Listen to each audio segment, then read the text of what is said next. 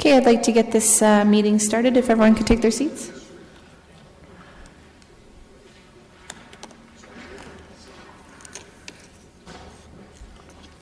Welcome to Community Infrastructure Services Committee. We have 3 consent items. Does someone want to move those? Moved by Councillor Ioannidis. All in favor? Opposed? That's carried. We will move right into item number 4, which is the Bee City Canada becoming a Bee City affiliate.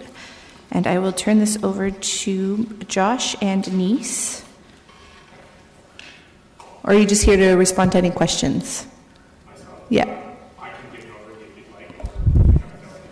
Okay. Why don't we start with Kimberly Fellows? Welcome, Kimberly. You have 5 minutes to make your presentation. Thank you. Mayor and members of council, thank you for the opportunity to attend your meeting today. I am very pleased that Josh's report supports the idea of Bee City Kitchener. Bees are small but mighty insects that help ensure 1 in 3 bites of food, and by pollinating over 80% of our flowering plants, they support wildlife and provide us with raw materials and other benefits. Your consideration of Bee City Kitchener is timely.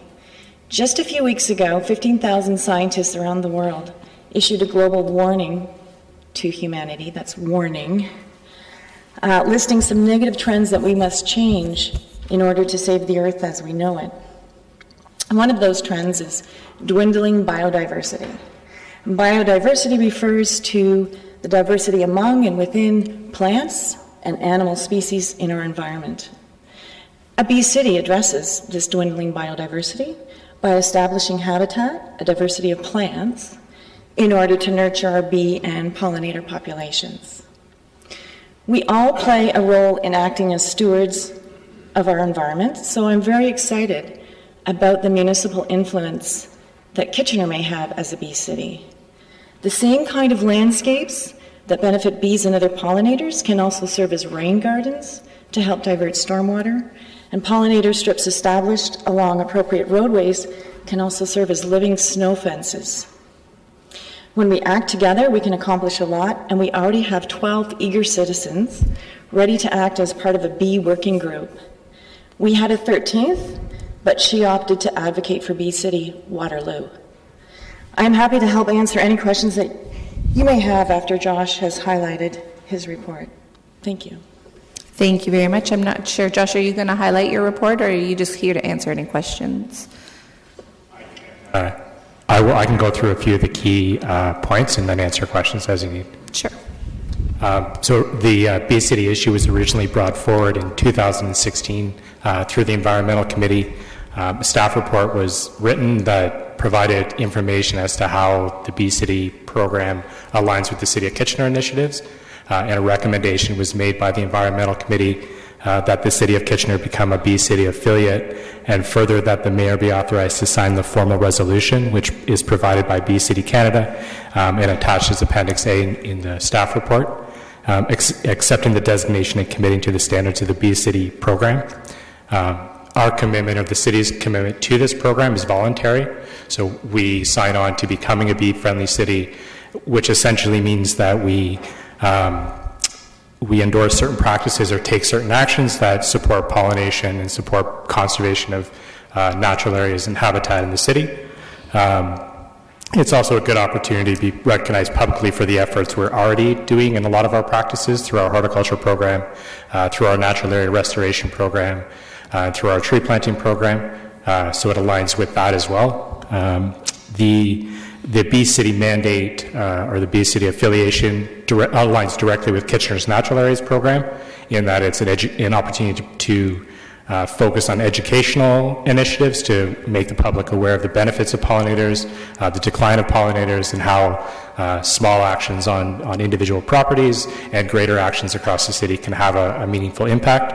And the other point to be made, I think that's important, is despite the name that it's Bee City, the intention of the program is to focus on all pollinators, not just bees or honeybees or species like that. So there's a lot of different animals, insects that are pollinators, so we can raise awareness and educate the public about that. there's no direct cost with becoming a bee city. Any costs associated with educational programs or habitat restoration or creating meadows or pollinator gardens would be absorbed into the existing capital budget for Kitchener's Natural Areas program. So it's already accounted for in that aspect. And as Ms. Fellows mentioned, following this resolution or the decision made today, a resident volunteer committee will be struck where we will discuss and come up with which initiatives we'd like to proceed or focus on as part of our commitment. Thank you very much, Josh. There are a number of questions. Councillor Fernandez. Thanks, and thanks, Kimberly, for coming in and promoting this again. I actually don't have any questions. I'd like to move this at the appropriate time. But I also, want to recognize that as we become a bee... I'm sorry, is this a question or a comment? It's just a question, but do you want me to add on my comments after? Comments would be after. We've got a number of questions still. Thank you.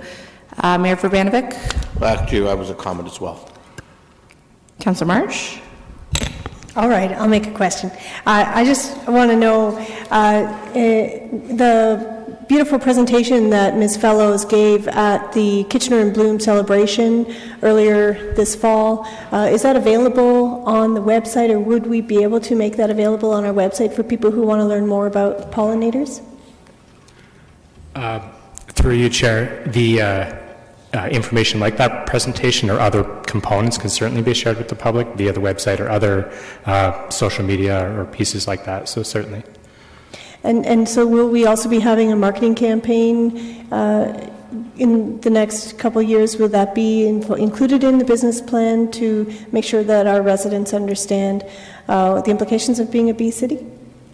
I think a key component of that, and we'll be raising the awareness that individuals have an ability to make an impact. So social media and marketing and raising awareness to individual landowners through our own practices or their own practices as to how they can contribute to it will be a key focus. We'll be working on private lands as well as public lands. Right. Okay. Thank you. Councillor Unetsky, question? Your program in terms of adding foliage and landscaping and planting will be also along the Iron Horse Trail. Is that correct? Can I ask you to repeat the question, please? I'm sorry? Can I ask you to repeat the question? I didn't catch sorry, okay. No, as part of this program for the bee, program, to encourage more pollination, will you be adding certain types of landscaping and planting along the Iron Horse Trail to encourage this? Through you, Chair, the exact locations of where we'll be planting haven't been determined yet. So far, we've focused on areas where we have a natural area that abuts an active parkland, where it makes sense to do some additional planting in the active parkland. So areas like the Iron Horse could be selected or could be chosen as ideal locations, but to date, we haven't selected the places. Okay, and that's fine. I didn't think you had a detailed plan already outlined as to where you would do it. I did get a complaint from one of my constituents who lives in right near the Iron Horse Trail, who saw the article in the paper back a month ago or so when this was out, and she's allergic to bees and stuff of that nature, and doesn't want the plantings to happen. How do you handle that, or how should we address that? And she lives there right now, and right by the Iron Horse Trail. Of course, through you, Chair, as well. That kind of question is bound to come up. I think when people hear about this information, that's going to come to mind, and it's a valid concern. This program isn't intended to either directly address or reduce the possibility of bee stings. There's lots, I don't know the exact number, but there's lots of different kinds of types of bees. Some are solitary, they're less aggressive, they don't sting. Other ones are social, where they live in a colony and they protect their colony by ways of stinging. By us increasing pollinator habitat and putting in these plantings, we're hoping to increase pollination and habitat for all kinds of bees. So that's part of our goal, is to raise to create habitat for a lot of different things, so not to focus solely on the bee stings. It will be a component of our educational piece to make sure people are aware of the different kinds of bees, what you can and could and should not do to reduce your chances of being stung. So I think we will address that question through some of our educational material. Okay, maybe I can touch base further with you off-site afterwards. Okay. Councillor Gazzola? Yeah, is there any cost to this program? Through you, Chair, there's no direct cost to the program, no. So haven't we really been a bee city all along? This isn't really anything new, is it? Through you, Chair, just to clarify the question, has there been Bee City all along, or are there other? We haven't been a bee city by quotation, but we've done all of these practices that the bee city movement is asking for. Have we not done those practices in the past?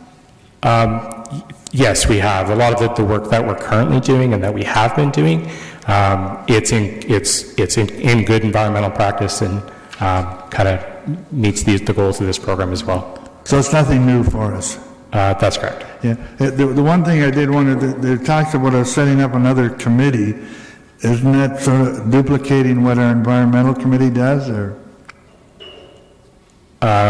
Through you, Chair, the environmental committee addresses or speaks to a lot of different issues. The committee that we would be working with residents or volunteers is to discuss specifically the Bee City piece. As to what kind of initiatives we could be focusing on and how we can broadcast this information through the community. So it's different than the focus of the Environmental Committee. All at no cost. Yes, he's already said at no cost. Oh, I just repeated it. And I'm just reiterating just it. emphasized. Yep. Okay. Okay, thank you. Councillor Singh.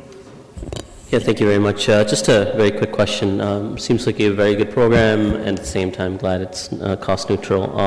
When you reference planting habitats, now the city has also initiated neighborhood gardens as well. Would there be some collaboration with that, or some information that we relayed as part of if a community group were to come forward and saying they want a neighborhood garden? Through you, Chair, certainly there will be collaboration with other initiatives going on.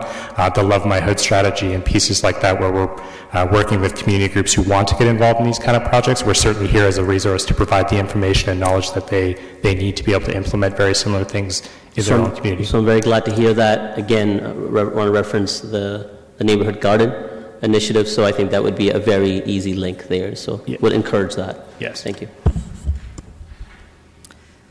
Okay, that appears to be all the questions that we have. So we will, Councillor Fernandez has moved the recommendation. We're open for comments. Councillor Fernandez?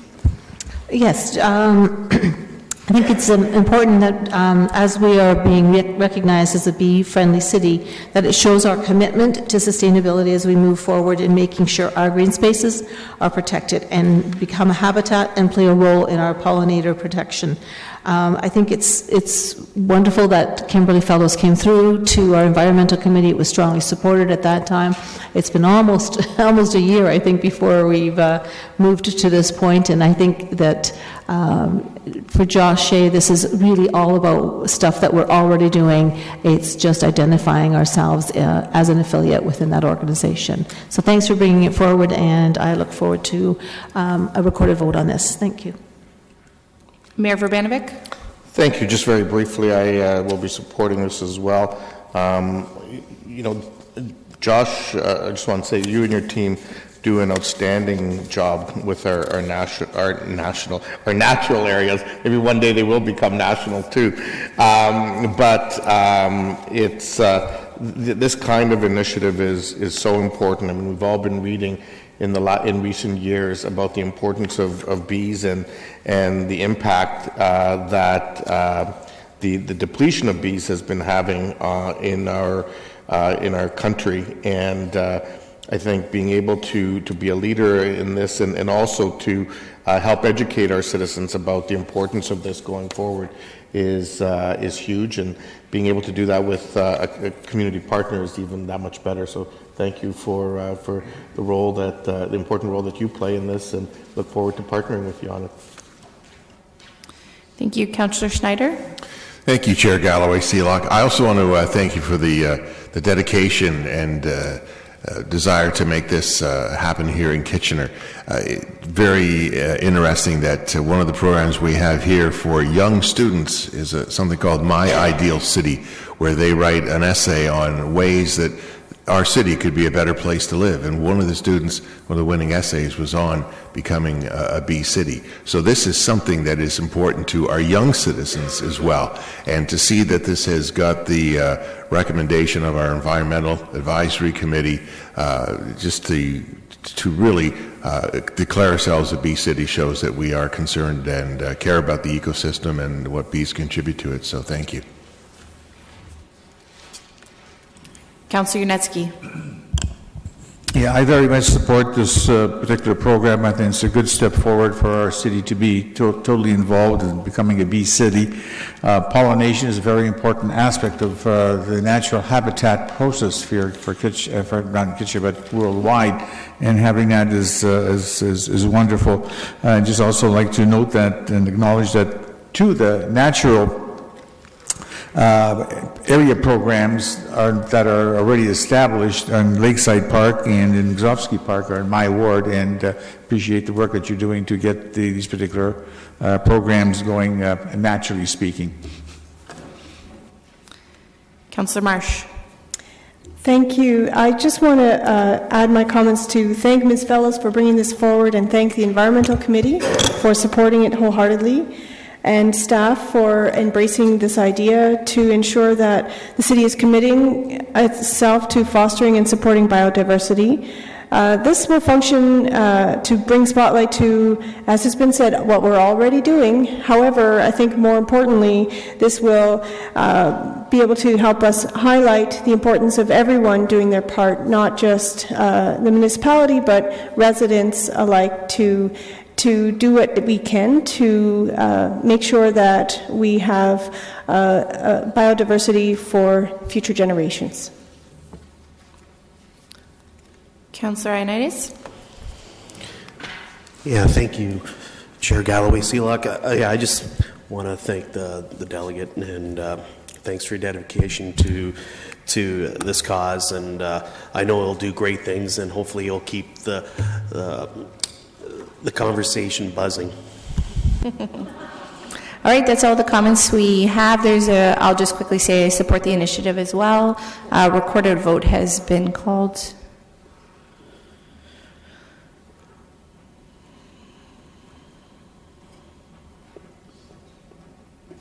Voting's open.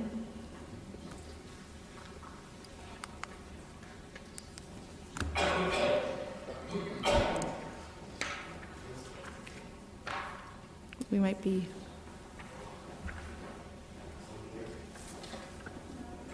Because mine's not working.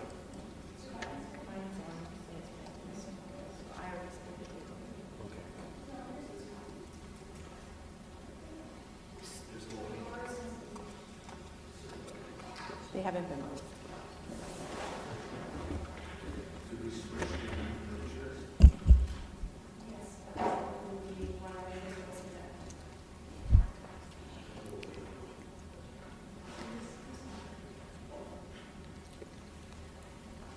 That's carried unanimously.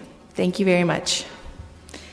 Okay, we will move on to the next item, which is on-street parking regulations for Old Carriage Drive. We have two delegations we'll start with, and the first one is Michael Stutz.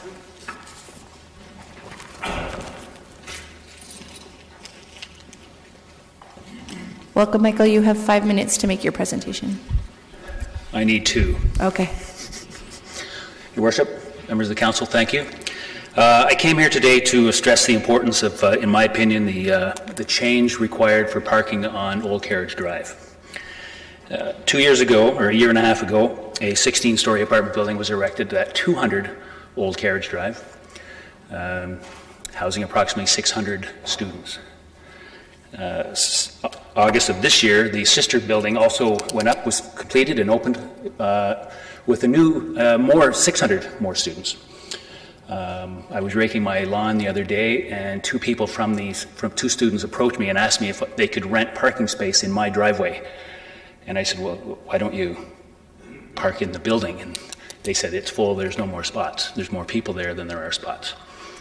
The roadway is 7 meters wide. The average width of a motor vehicle, if it's parked right up against the curb, 1.7 meters. If you get a car on both sides of the street, that's 3.4 meters of the 7 meters taken up. Now you've got 3.6 meters. Your average bus and your average fire truck is 3 meters wide, leaving 30 centimeters or 1 foot of space on either side of that motor vehicle as it tries to travel down this street, which has got parking on both sides. Again, I stress if the motor vehicle is parked up against the curb, which is never the case. Sometimes they're parked on an angle. The front wheel may be touching the curb and the back tire is basically sticking out into the live lane of traffic. Okay. From 177 Old Carriage to 157 Old Carriage, the road has a 90-degree bend. Old Carriage runs off of Homer Watson Boulevard westbound, and during this bend in the road turns northbound. Visibility of oncoming traffic while you're traveling along this roadway is minimum to nil during daylight hours. At night it's even worse. With the parking on both sides, and the speed of which some motor vehicles travel down the street is dangerous. Which reduces the ability for residents in the odd-numbered side of the street, or the south side, very difficult to reverse from the driveways because due to visibility.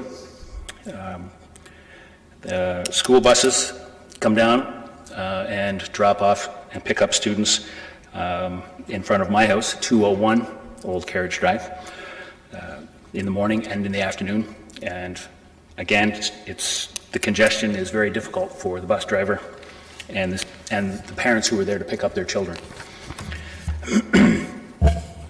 I've got parking by law on speed dial. I don't have anything against the students, but the population on Old Carriage Drive is essentially doubled, and the space is not available. They're parking everywhere. There are no parking zones. Something needs to be done, and I'm here to support the proposal that was sent to me by the Infrastructure Services Department, Stephen Ryder, the traffic technologist for the City of Kitchener, and that's to eliminate parking on the south side or the odd-numbered side of the street to make it safer for everybody who uses the roadway, which includes the number of people who use Old Carriage as a cut-through from Homer Watson to Pioneer to bypass that terrible lighting situation they have at this corner of Pioneer and Homer Watson.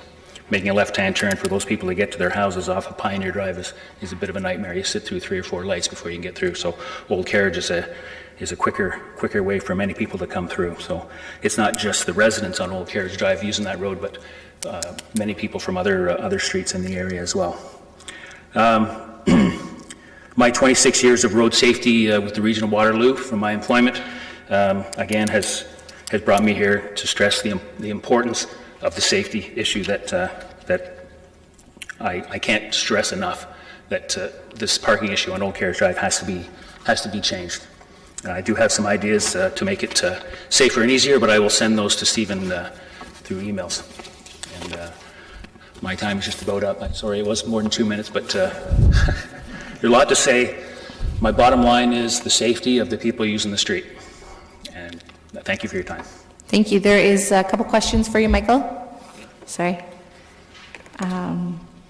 That's okay. You had 5 minutes and you used it, so that's totally fine. Councillor Fernandez, you're first. Thanks, Michael. Thanks for coming in, and I know we've had lots of conversations around this whole situation. The recommendation is for the side of the street that has minimal driveways, right? So that students can actually park all along an uninterrupted section of the roadway.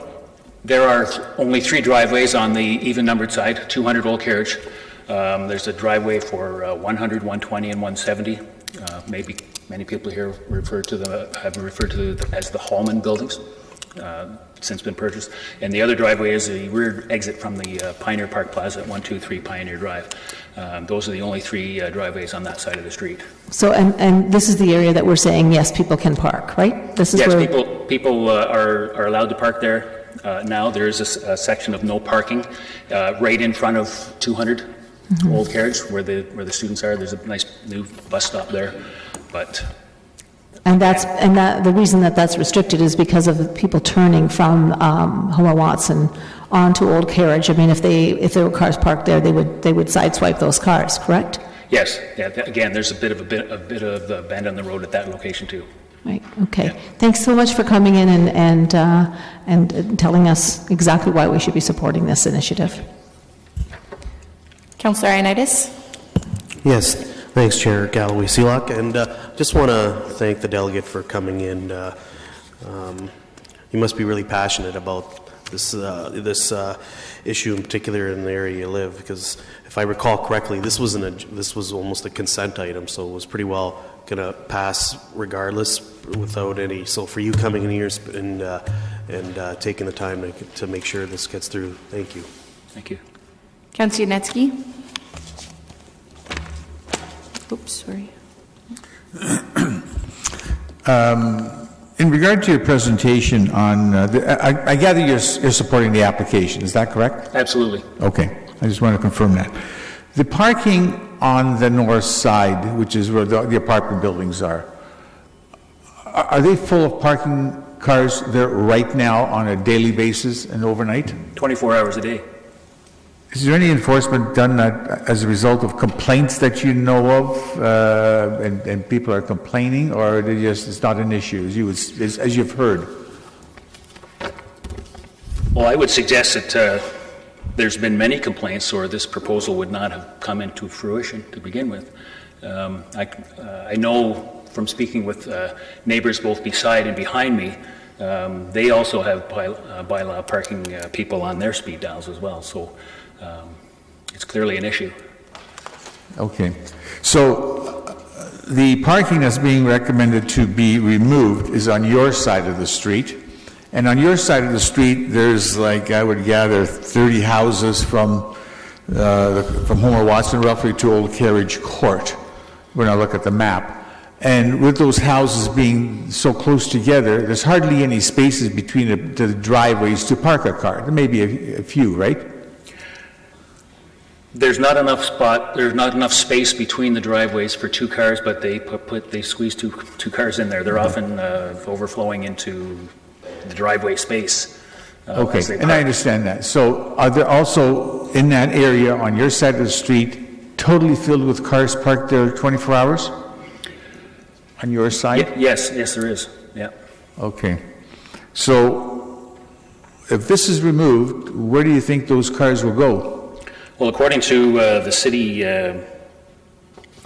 information that I've received from Stephen Ryder, this proposal is going to lose, the street will lose 16 parking spots on the odd-numbered side, or the south side, the residential side, but it will gain seven parking spots on the north side.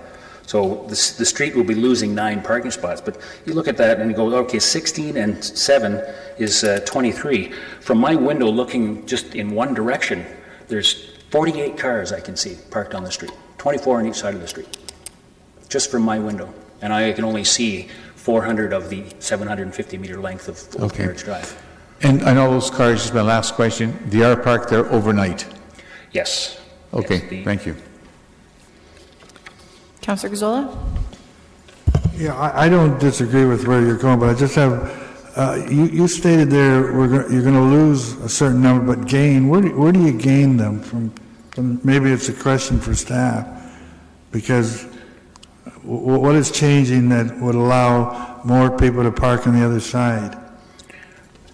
Their proposal is, as far as I know, removing some of the no parking areas on that side of the street. Okay, I'll go to staff. Okay, the other thing, I can hear you and appreciate what you're saying, but I was surprised that the vote was so close, 12-9. a lot of your neighbors want to leave it the way it is?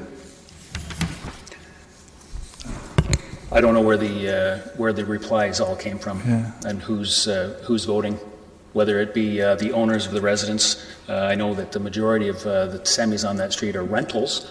Whether it's the owner or the actual renters that responded to this survey, I don't know.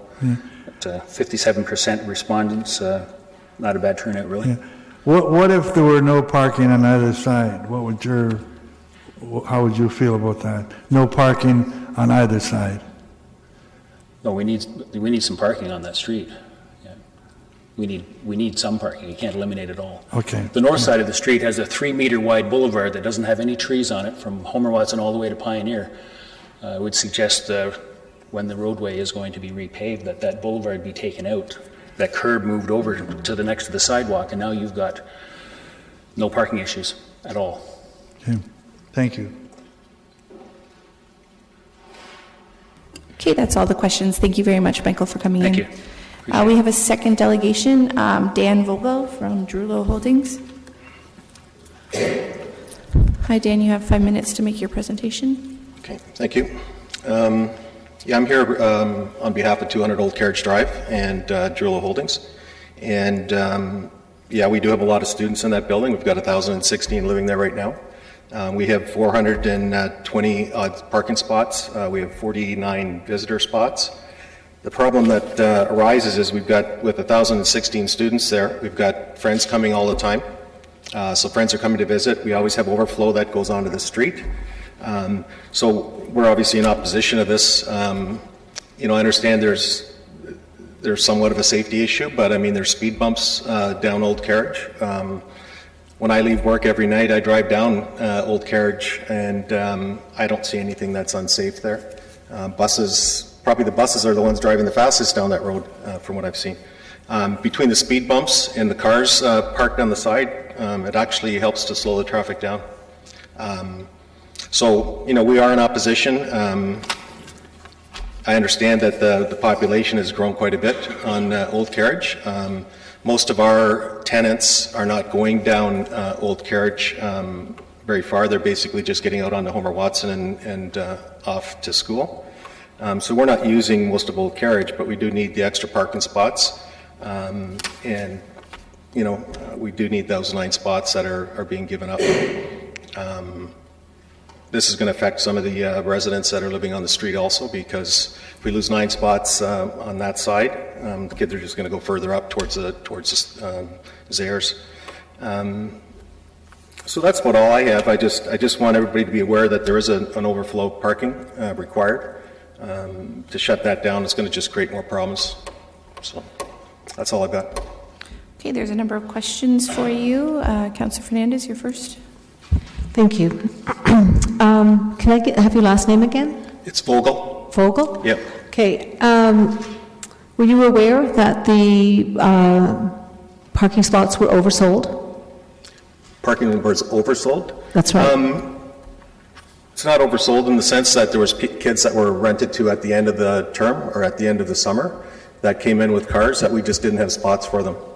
My understanding from students that I've spoken to is that they were sold a spot, and now there is no spot for them. So how do you explain how that happened? I think there was a number of students that had applied, and this happened all through the year. And we sent out another document because we had a lot of kids coming back saying, hey, I don't need parking now.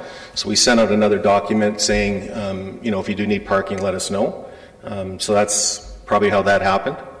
Okay, and were you aware of the situation that Mr. Stouts raised, that students are going to private residences and asking to rent parking spots? I wasn't aware of that, no. Okay, are you also aware that students are parking across at the entrance to the trail and walking across at all hours across 4 lanes, sometimes 5 lanes of traffic? Sorry, they're parking where? They're parking at the park entrance across the street for the trail entrance there. Are you aware that students... On Homer Watson? Or? On Homer Watson. No, I wasn't aware of that. Yes, they're parking there as well.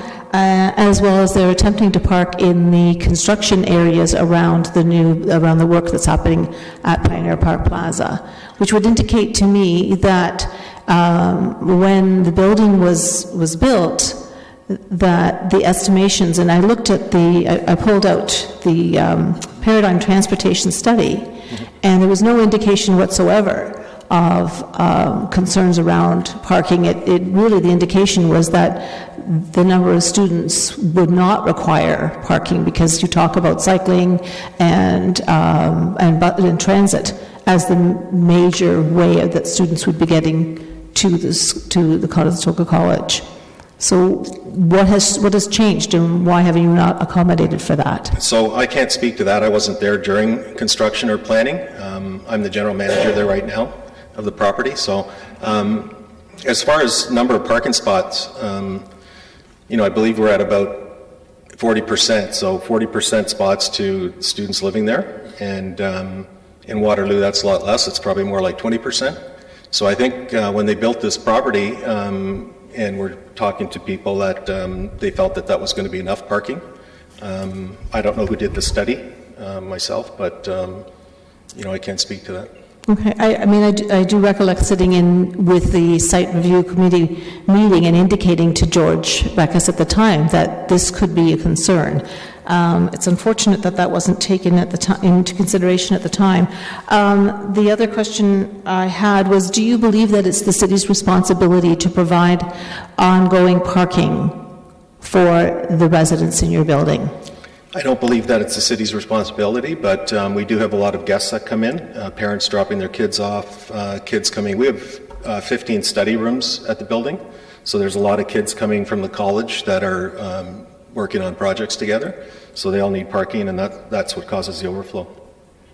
Okay, I would have thought that would have been taken into consideration when you're looking at accommodating over 1,000 students. I'll have comments, and I'm going to move the motion at the appropriate time, please. Okay. Councillor Yanetsky. Thank you for your presentation. You mentioned 40%, and when you use a figure of 40% of something, I don't know what your 40% represents. Could you elaborate on that for me? So right now the building is designed for 1,020 students. Right now we have 420 parking spots, so that's the 40% I'm using there. Okay, I got you now. So that's 40% per unit. Now you said 1,200 students. 1,020, sorry. Sorry, 1,020 students. Now how many units would that be? Is there like 4 students to a unit, or 2, or? Yeah, it's a mix of 3-bedroom and 4-bedroom units. So how many total units in the building? I know you're using students. I don't even use units in my head because we rent everything by the bed, but I think it's probably about 280. 280. And you got how many parking spaces again, sorry?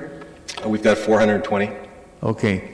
So when I'm not sure whether you know the answer, but when that particular project was built, both those buildings, was there a reduction in parking requested as part of the process, or they met the zoning bylaw? Again, I can't speak to that. I came on after the fact, so I'm just managing the property for Durlo. Okay. So I can't. Sorry, I can't answer that yet. No, I didn't think you might know the answer since you're just the GM on that. Okay, thank you very much. Councillor Zola. Yeah, I have a question of staff, not of the delegate. Okay. Okay. Thank you. That's all the questions we have for you. Councillor Zola, you want to go ahead with your questions of staff? Yeah, I just want to. Can you point out to me how they say there's a reduction, but what did you change on the north side? I'm trying to understand where the extra spots come out. Yes, through you, the chair. On the report, if you look at the diagram for it, it shows the recommended prohibition of parking along the entire south side of Old Carriage Drive, the odd-numbered address side. But also you'll see that there's a parking prohibition that's currently in place on the north side from Homer Watson down approximately, the report will say, I'm not sure, I see 110 that. meters. Yeah. It's that area that we're reinstating Mount Street parking. Okay, so you're pulling out the dotted line, putting the solid line in there.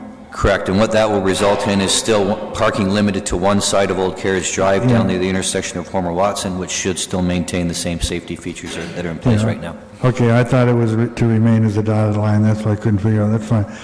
Is there any bus service between there and the college? Through the chair, let me check my transit map.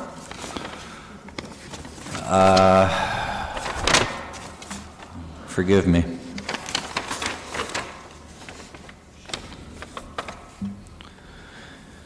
Yes, it looks like Route 16 travels the entirety of Old Carriage Drive and goes down Homer Watson and services the Conestoga College Boulevard area. And how often would that, a road like that run?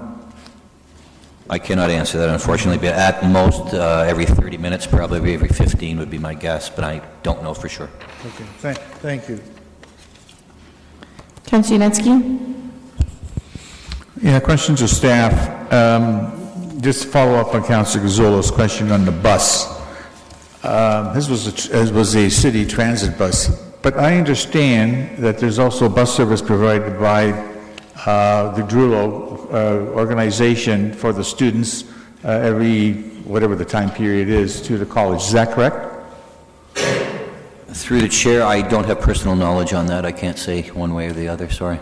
Okay, I should have asked that to the gentleman there, but I didn't think of the question until Gazzolo mentioned it.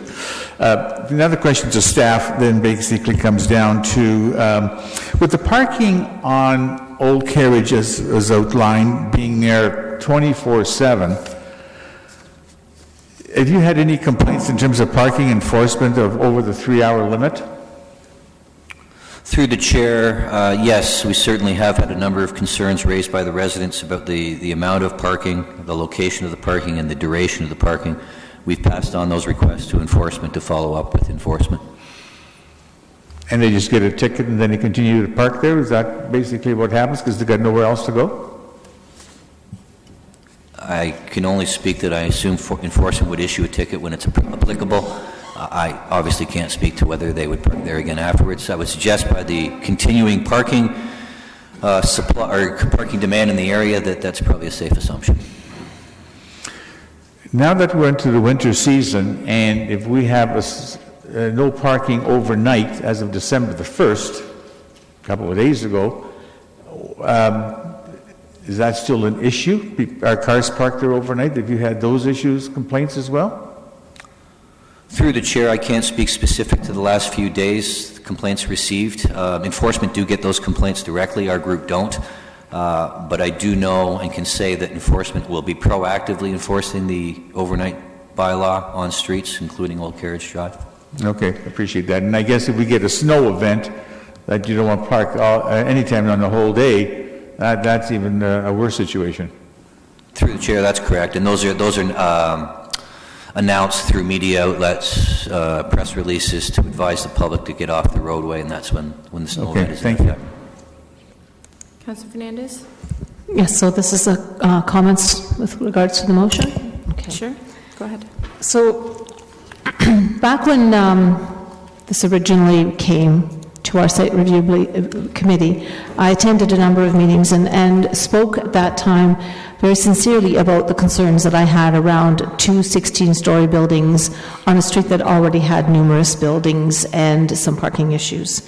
And at that time, I was informed by the representative from Drulo that there would be no concern because the students, for the majority, would be taking buses. And that was how they were going to be building out these buildings. They were going to be focusing on students and specifically transit-dependent students. It was in close enough proximity that students could bike or walk or choose transit.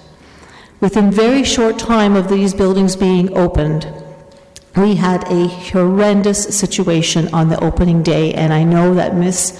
Stotts and her husband will be able to attest to the clogging of that street where we had buses, we had students and their families, we had emergency vehicles, we had bylaw, and nobody could get through. It was unacceptable, and we had spoken, and bylaw has spoken to Mr. Drulo about that. The second building opened up, and fortunately we had enough communication that it wasn't as bad a situation the second time around, but we still continue to have a lot of issues around this. As Mr. Stotts pointed out, when there are cars parked on both sides of the street, and yes, you're correct, Mr. Vogel, that it does provide a traffic calming measure, but I don't believe it is the city's responsibility to provide parking every single day, 24 hours a day, 7 days a week, because Drulo Holdings has decided to build a building that does not accommodate parking for everybody in that building. I think that it is onerous for us to expect that our bylaw officers are going to be out there every single day. We have an entire city that they have to police. It is also not acceptable that students are putting their safety, their own safety, at risk by having to find parking spots that are not safe, and they have to cross sometimes 5 and 6 lanes of traffic traveling at 80 and sometimes 100 kilometers an hour through that Homer-Watson corridor. Unfortunately, you have not, your company and the company you represent have not taken into consideration that students drive. And so now we're sitting at this crossroads where residents are blocked in their driveways oftentimes. Residents have all kinds of situations where even their own guests can't park in front of their driveway because students are taking up the entire street. I strongly ask Council to support this situation. The onus is on the owner of the building. Drulo Holdings should have taken this into consideration when they put these buildings up and when they decided that they were going to house 1,000 students at that location. It is not our responsibility. Our responsibility needs to make sure that our streets are safe for our residents, whether they're students or they're long-term residents, but we have to make sure that they can get out of their driveways so they can go to work and go to school and do the things that they need to do. I would like to ask for a recorded vote in support of the motion today to restrict the parking on Old Carriage Drive. It doesn't appear as though there's any other comments. I did just start to circulate a letter from Drulo Holdings from George Beckus. It basically said the majority of what Dan had brought forward on behalf. Just they don't agree with the recommendation and would like to see it stay as is the gist of the letter that's going around. Is everyone okay? Does everyone want to see that before we take the vote, or? I think Dan covered most of what's in there. Mayor Vervanovic? Thank you very much, Chair Galloway-Seelock. I'm just going to make a couple comments because this is a difficult one. And it's a difficult one because on the one side, we're looking for student accommodations to be away from Conestoga College and not in the immediate neighborhoods and not impacting those neighborhoods. And trying to sort of spread the impact of those students on a broader area. On the other hand, I totally agree that, you know, from everything I've heard, the situation as it exists right now isn't acceptable in the sense that it's creating an unsafe environment in terms of the flow of traffic, and in particular the potential flow of emergency vehicles, and hence the recommendation from our staff that's before us. There isn't an easy answer here, but I think regardless, you know, we can take this step today, and we should take this step today. But this isn't going to be the end of the situation, and it's going to require, I think, ongoing work between the ward councillor, the city, the developer, and potentially the college to try to come up with some other solutions to address this issue. It sounds like part of the issue may be that there needs to be some limiting in terms of the number of spots that are actually physically rented out to students as part of their lease arrangements. And that's something that the property owner may have to consider in order to take a look at how they're going to accommodate the larger number of visitors than they currently are expecting.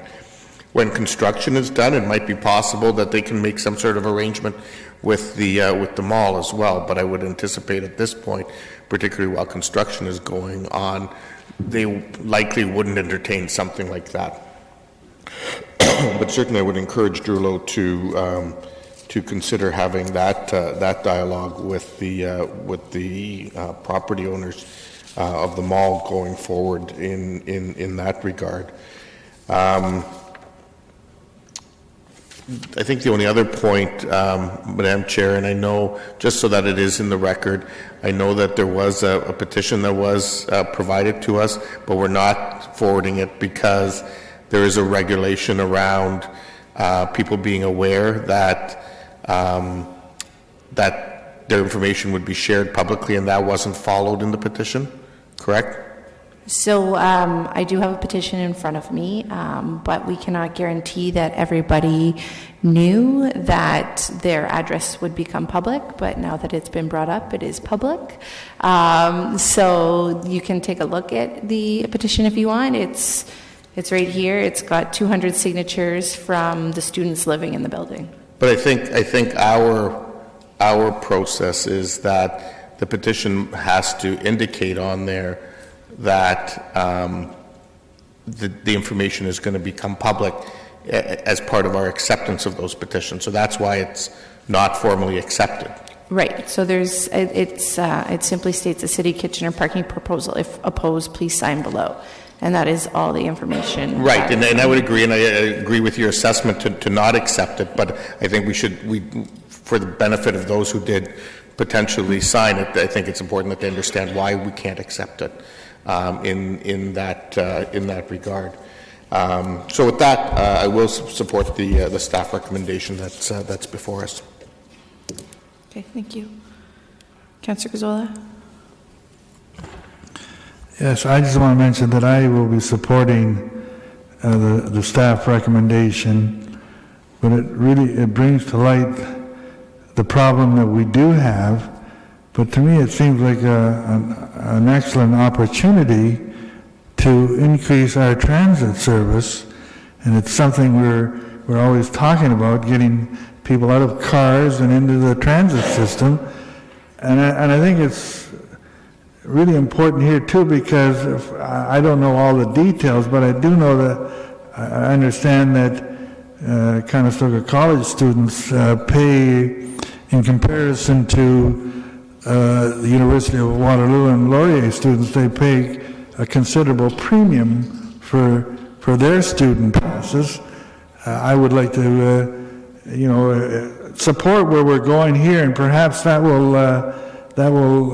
lead the region, perhaps, and the transit system to try to do something. Here's a golden opportunity to get more people into the buses, and maybe re-examine also the passes that are being sold for Conestoga College students. Mayor Verbinovic? Thank you. Just a point of clarification on that. The region has been trying to work with Conestoga College in that regard, and it was the students who voted not to have a student parking pass, a student transit pass rather. It's hoped that that's going to be revisited, I believe, in the next school year, because there has to be a certain amount of time between plebiscites that passes before they can revisit the issue. And I know certainly from the student government's perspective, it's their hope that next time around it would pass. Yeah, I understand though that there was quite a difference in the price.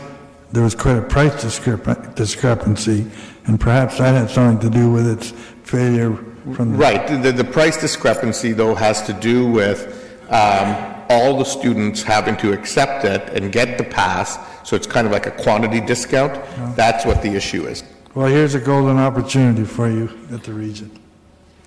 Councillor Fernandez, you wanted to add something? Yeah, just for a note of clarification, the student government has been actively pursuing getting the U-Pass for the students, and their hope is that the next time they have a plebiscite that it will pass. In addition, the student government has also got a bus that passes by the 200 Old Carriage. So every effort is being made so that the students have a variety of ways to get to the school without using a car.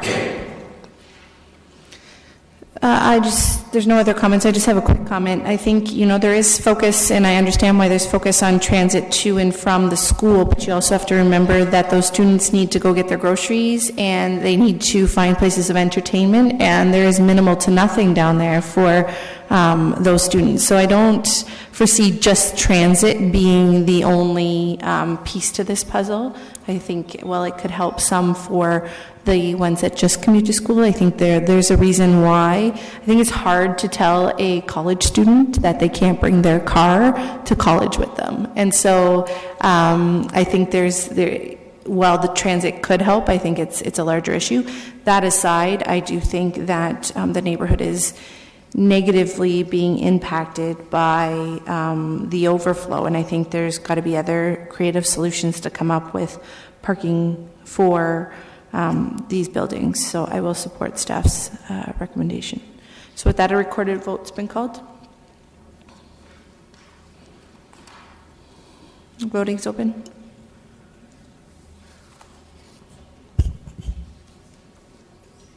Oh, yep.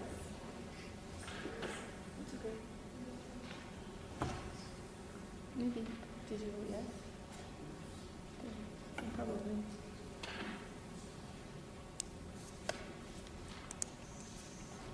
And that's carried unanimously. So that does come back to council in 1 week's time for ratification. All right, moving on. I do remind everyone that this committee was due to be done at 3:30, and we still have an hour and a half of time on the agenda. So I just ask that we ask the questions we need to and keep everything as succinct as possible. So with that, we are moving on to the City Hall Outdoor Spaces Functional Design. And it looks like Linda and Justin will be giving us a little update. Go ahead.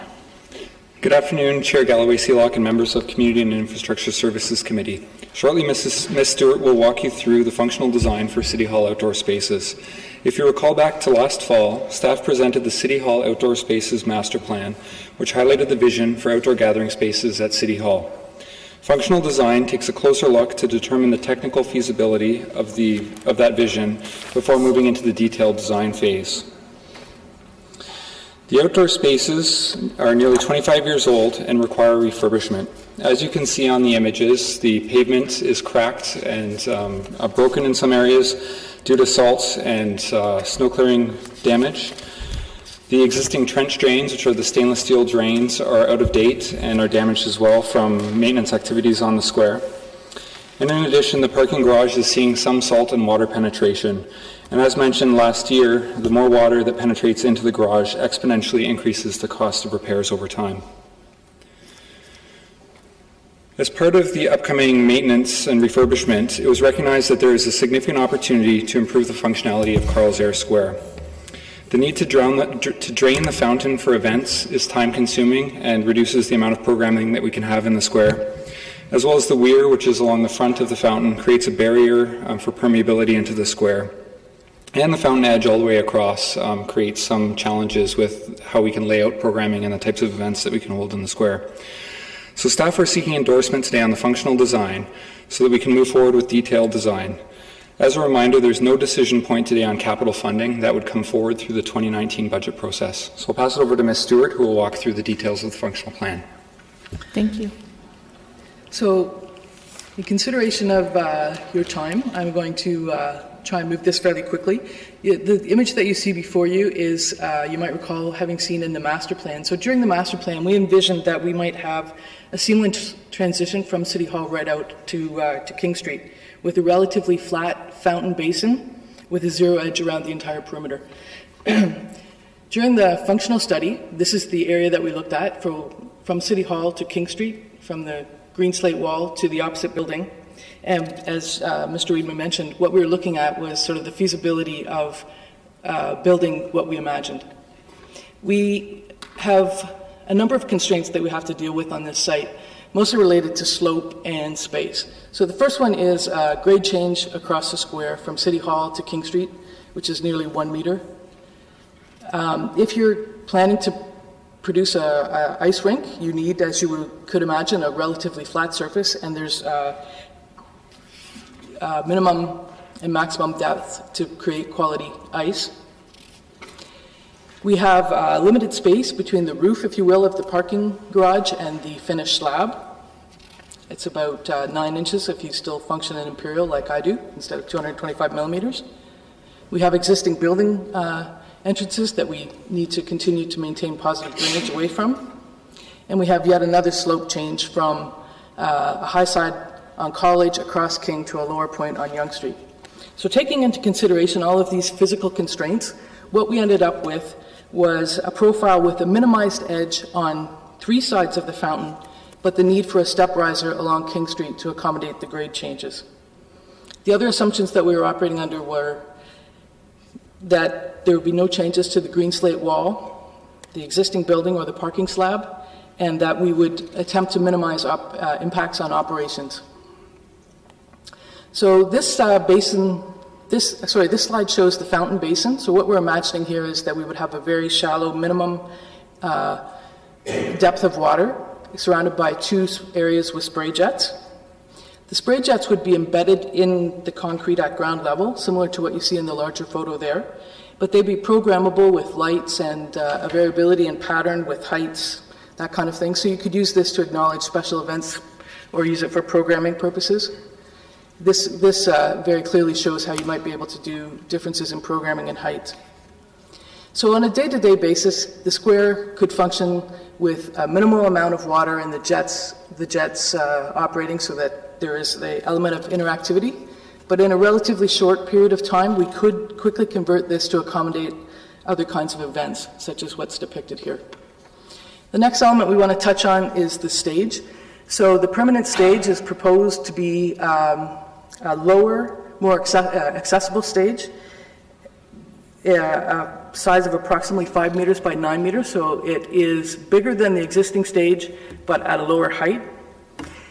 This slide also demonstrates that we could accommodate a larger temporary stage if necessary for larger events.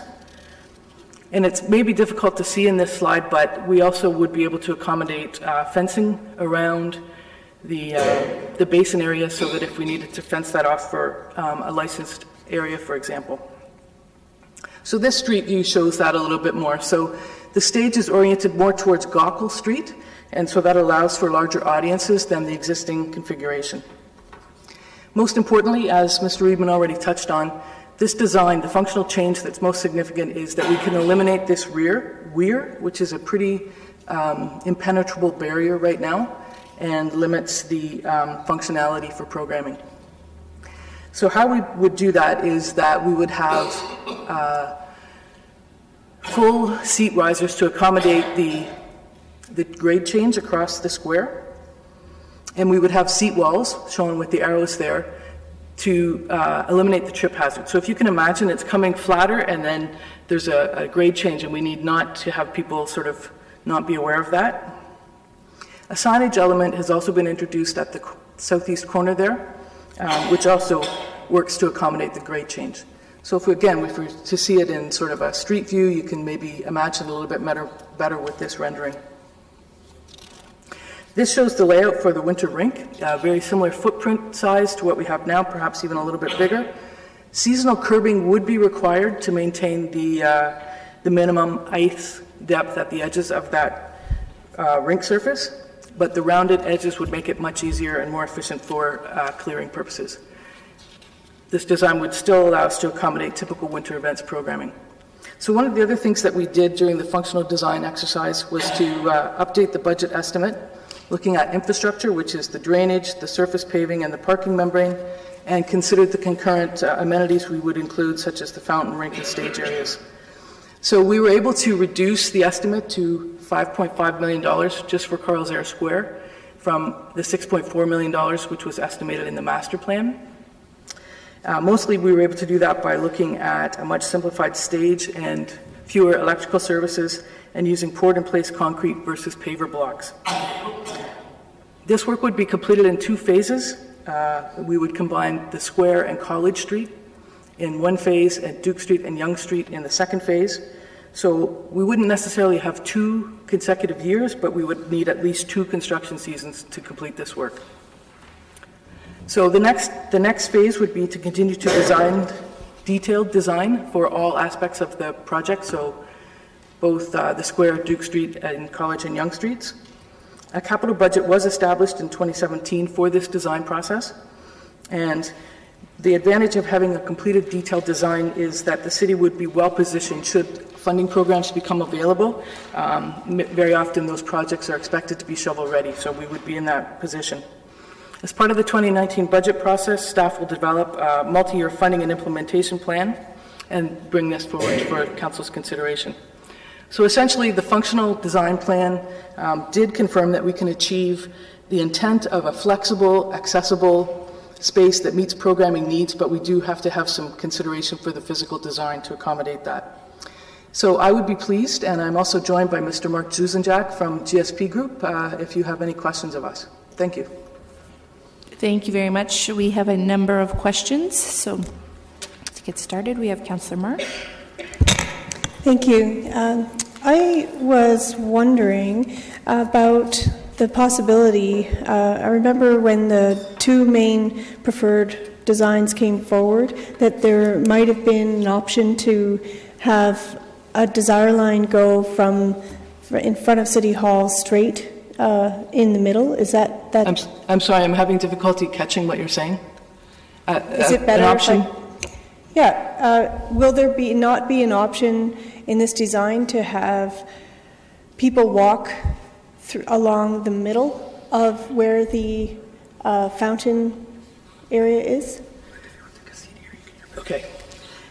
Sorry, I'm going to just take the chair for ease of hearing you. No problem. And while we do that, I'll stop your time, Councillor Marsh. We're running really far behind, and so I was just in communication with Mr. Chapman, and we can defer the next item if you guys are okay with that, just so that staff who are here for that item can leave. So it's for the community engagement policy. Is everyone okay with deferring that till the next committee?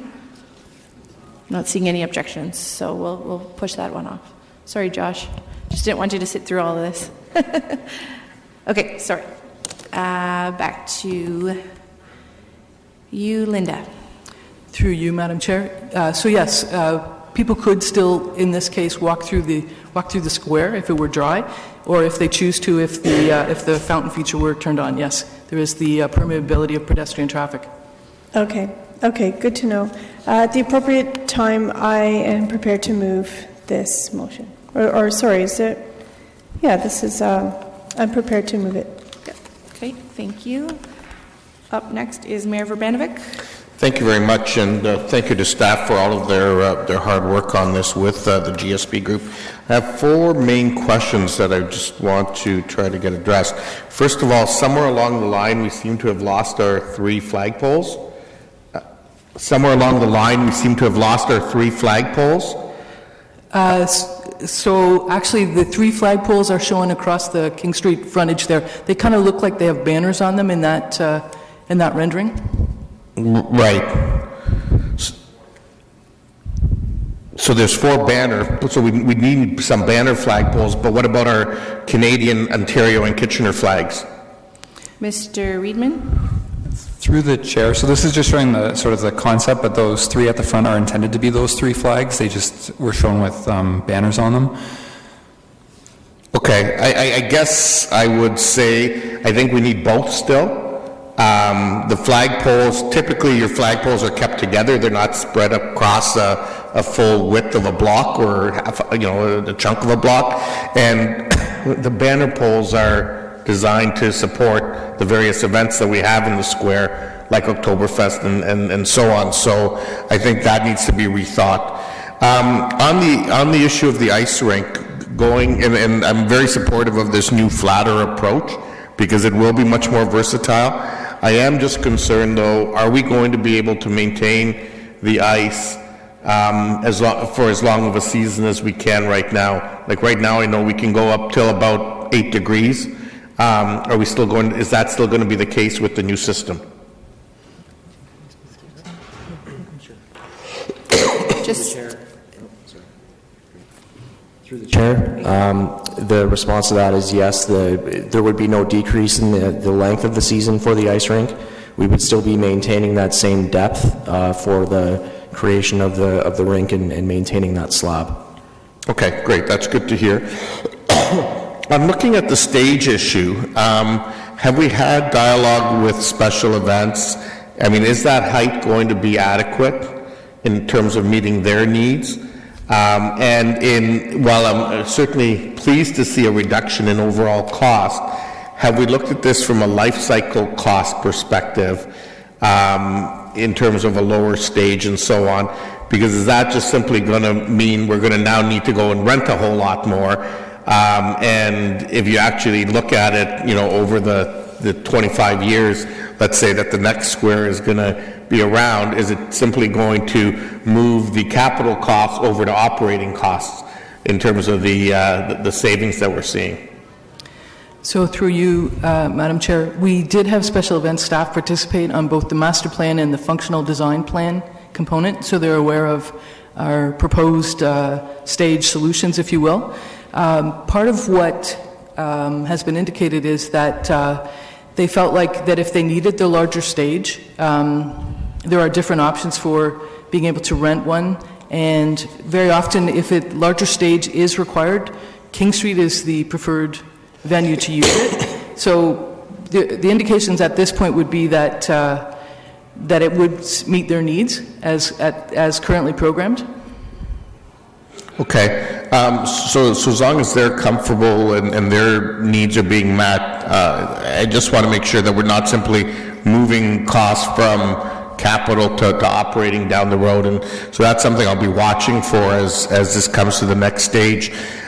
In terms of the height, I would presume that we're also looking at a height where we wanted to add on some pieces of temporary stage. It's at a height where we could easily do that.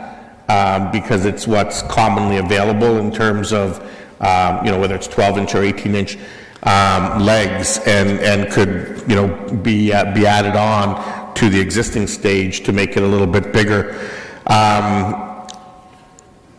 And the last point, I think this applies to everything, both the access to the square, the access to the stage, and so on. Have we taken this through GRAC? And made sure that the Accessibility Advisory Committee has had input into this, and all of their issues and concerns around accessibility are met? Because I know one of the challenges that we have right now with the stage is that accessibility isn't being met. Now I see what looks like might be a ramp behind the stage, and if it is, that's good news, but if it's not, how can we fix that? Yes, we did consult with GRAC, particularly through the master plan stage, and their comments were very helpful to even inform this process as well. You're correct, that is a ramp to access the stage from the rear of the stage, if you will. We would continue to work with GRAC as we continue to work to detailed design, but some of the things that they mentioned in terms of sort of the contrasting and that kind of thing, it's difficult to represent in renderings, but we are aware of those kinds of needs and will incorporate those into designs. Okay, thank you very much. Okay, Councillor Ioannidis. Thank you. Thank you, Chair Galloway Seelock. I guess my question is, it's one of the relating to the pool or the fountain, and I didn't quite understand what the two square portions were. Can you go back to that slide if you can, or?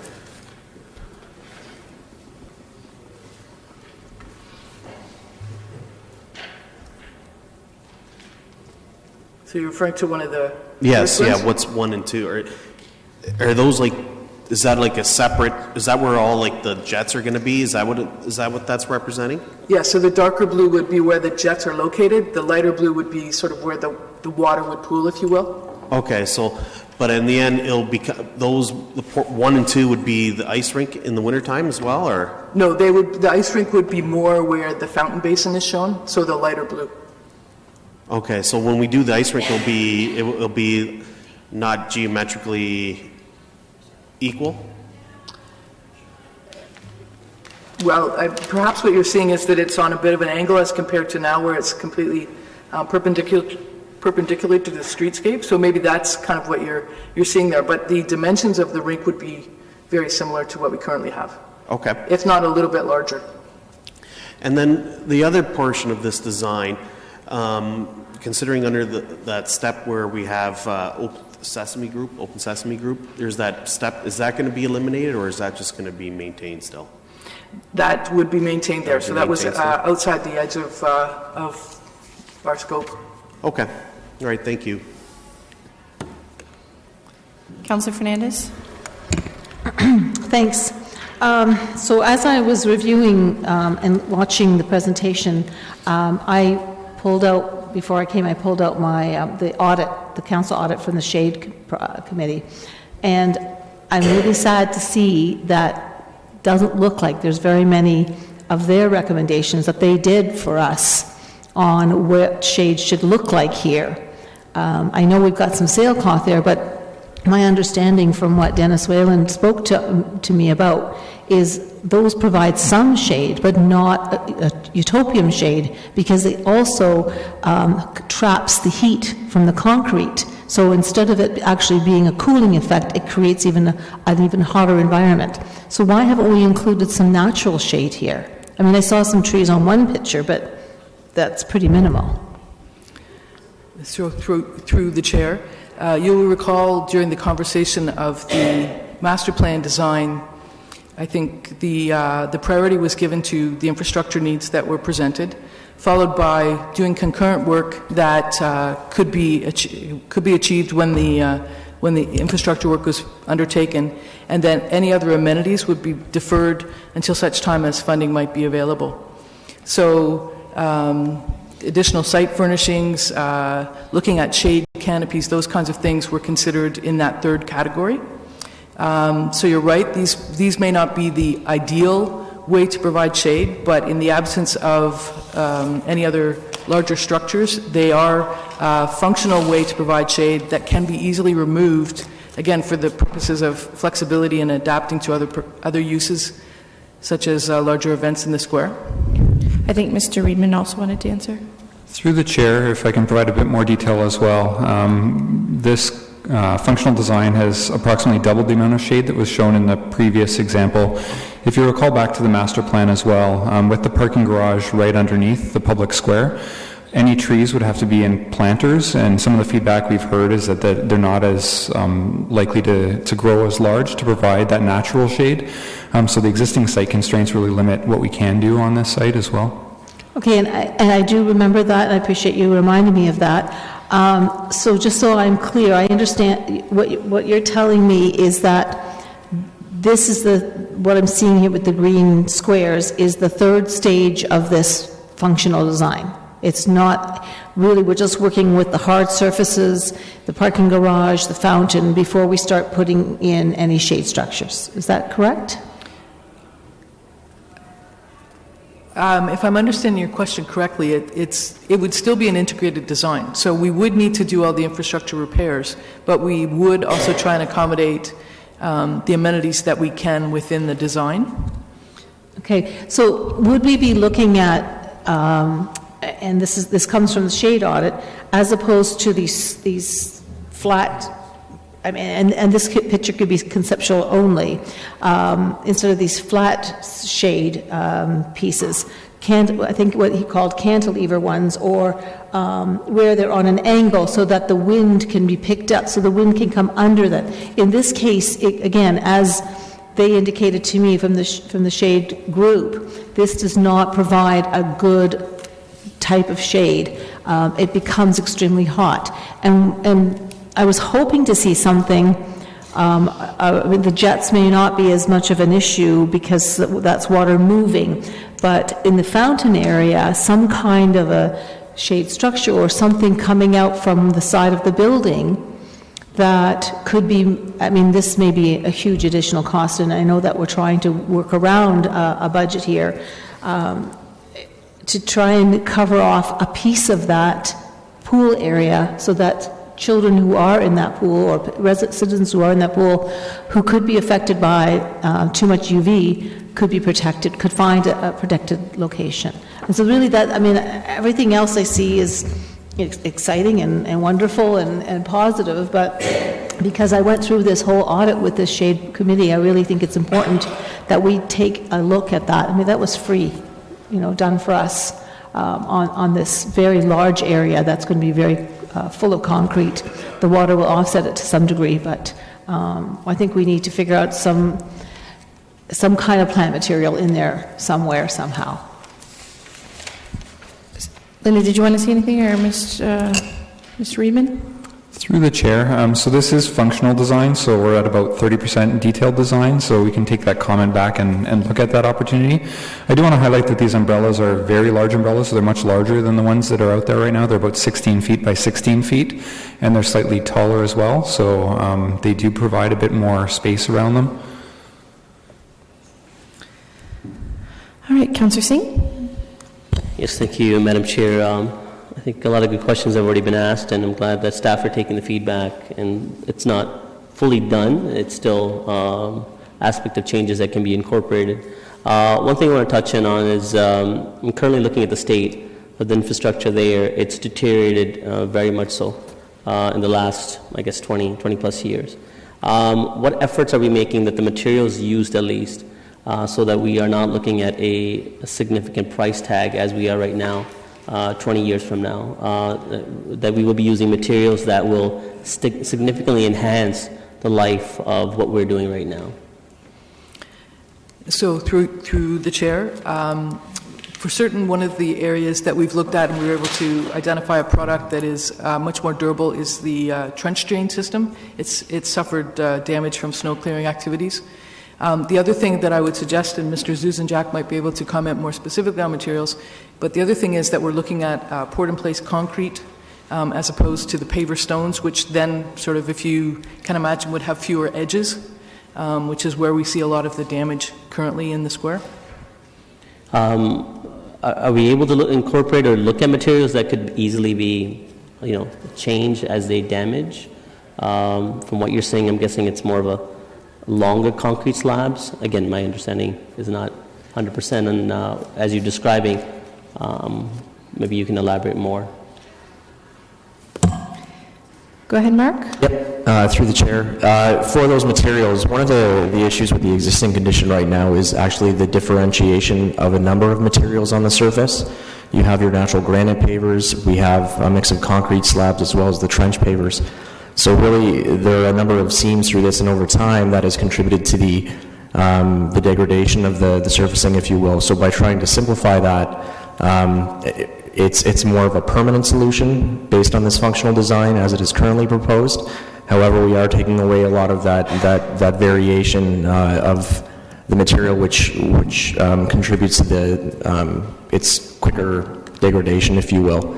One of the issues right now with the surfacing is that it freezes at different temperatures, so that actually results in a high amount of salt that actually has to be used, which accelerates the damage to the steel grates and the stone tiles, if you will. So this would look to prevent that. Okay, I'm glad to hear of all that. The other thing is, remind me again, Linda, initially when we were looking at this, from memory I recall, some 4.5 million was incorporated to just the larger infrastructure that's built underground, the membrane and all that. Is that correct? Like if you weren't doing any enhancements, just replacing what we have to, that we don't have a choice of, it was still in the $4 million range. Is that correct, or am I hazy on that? From my recollection from the master plan, that does sound right, but I could confirm that number if you prefer. Yeah, it's helpful, especially for council. I think we have to take this information in context. The reason why I'm asking is I think a compliment needs to be given to staff. We looked at a plan which seemed, a cost associated that seemed cumbersome to the community to kind of to accept. And suggestions or changes have been made exactly as council asked, and they were getting exactly what through feedback that was given to staff. So that's appreciative. So again, seeing that delta, what it is from what the bare minimum cost would be to what we're doing with enhancements, with what's being proposed right now. Again, if I just go by recollection, if it's only $1 million, that's a lot of changes that are still being incorporated for that increase from the bare minimum cost that would be otherwise. So I think that information would be helpful for council, but so far it looks good on paper. Thank you. Thank you.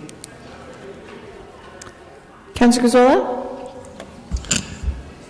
Yeah, I wasn't here when this first came to council a year or so ago, so what are you asking us to approve today? Through the chair, at this point we are suggesting that we would like to proceed to detailed design and would seek council support for that.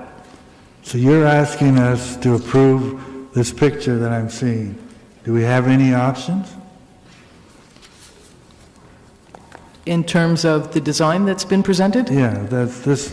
What we're going to, what you're asking us to approve today is this functional plan, which means that's what we're going to get when we're all done. So through the chair, if I can just back up a bit to the master plan. Through the process of the master plan, we looked at a number of different options, and we presented a final master plan in which we sought to create a functional area with regards to the square, particularly recognizing that it's well used for events and multiple different kinds of functions. We needed to have something that would allow us to quickly turn that over to accommodate those events. So through the conversations with council when the master plan was presented, we were asked to look at whether we could achieve the zero edge design, which we had envisioned.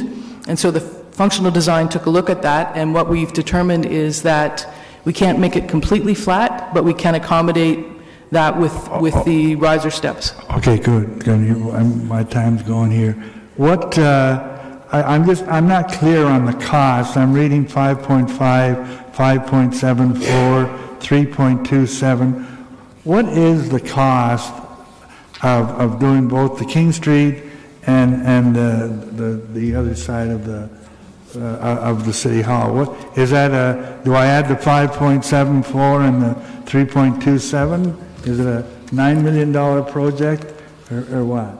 That's correct. If you add 5.74 and 3.27. So this total project is 9.1 million. Like there's really limited. You have one page of financial information, and that's all the information we have at this time, I take it. We don't, okay, let me go one step.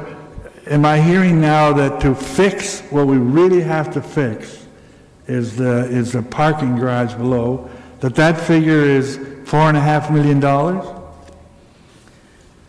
Mr. Riemann? Through the chair, my recollection is it is in that ballpark because we have to remove all of the concrete, we have to do repairs to the ice plants, and then replace the membrane, so it was about $4.5 million. Okay, that's fine. So we're looking at $4.5 million to do what we really have to do. The rest of it now is what we're going to do to be nice to have, nice to fix up. Am I correct? So I'm looking at $4.5 million to repair something, and then $4.5 million to change this thing around to perhaps be more functional, to look different, and what. Am I correct in that thinking? Through the chair, I would like to double check just to make sure that included the Carl Zare Square side as well, or the Duke Street side as well, or if that was just Carl Zare Square. So I do have to double check that for council, but there is an additional premium to make design changes to make the square more functional. But I hope it's no more than the $9 million figure.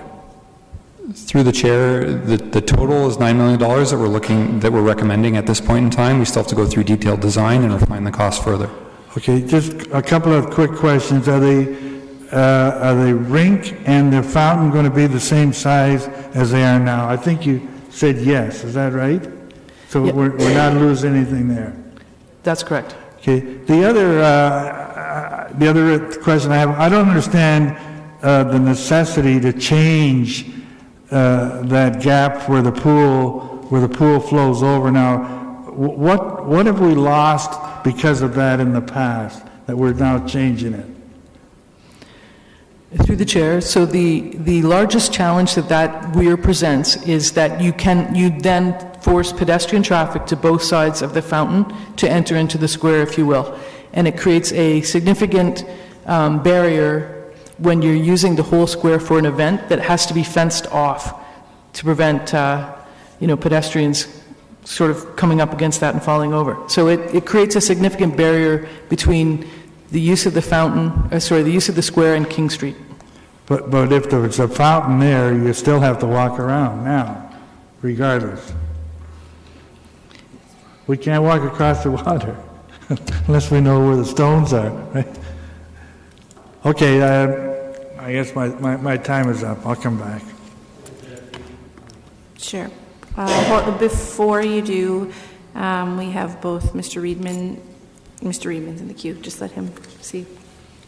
Through the chair, so just to be clear, the proposed redesign eliminates that weir and creates a small step and or seat wall depending on what part of the fountain is there. So we can quickly drain the fountain with the proposed design and people can walk through the middle of that area. With the existing weir, people cannot walk through there. There's about a 1.5 foot gap between the sidewalk and then the top of the fountain.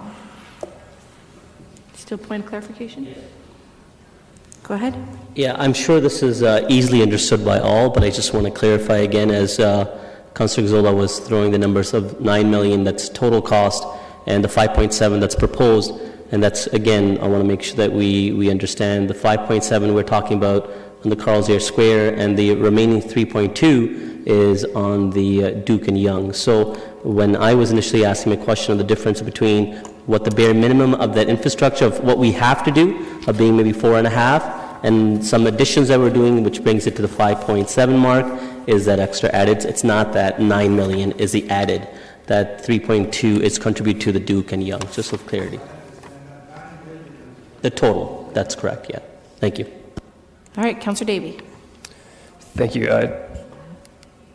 First off, I just want to say that, again, I think that number really should have been, just the pure repair number should have been in this report, because looking at this, I think anyone in the public would have thought that we're spending $5.5 million just to do a renovation, as opposed to the cost we've had to incur anyway. Sorry, that was a bit of a comment. A couple questions. First, with the spray jet zones that we're seeing on the screen here, right now the fountains are sort of in the middle.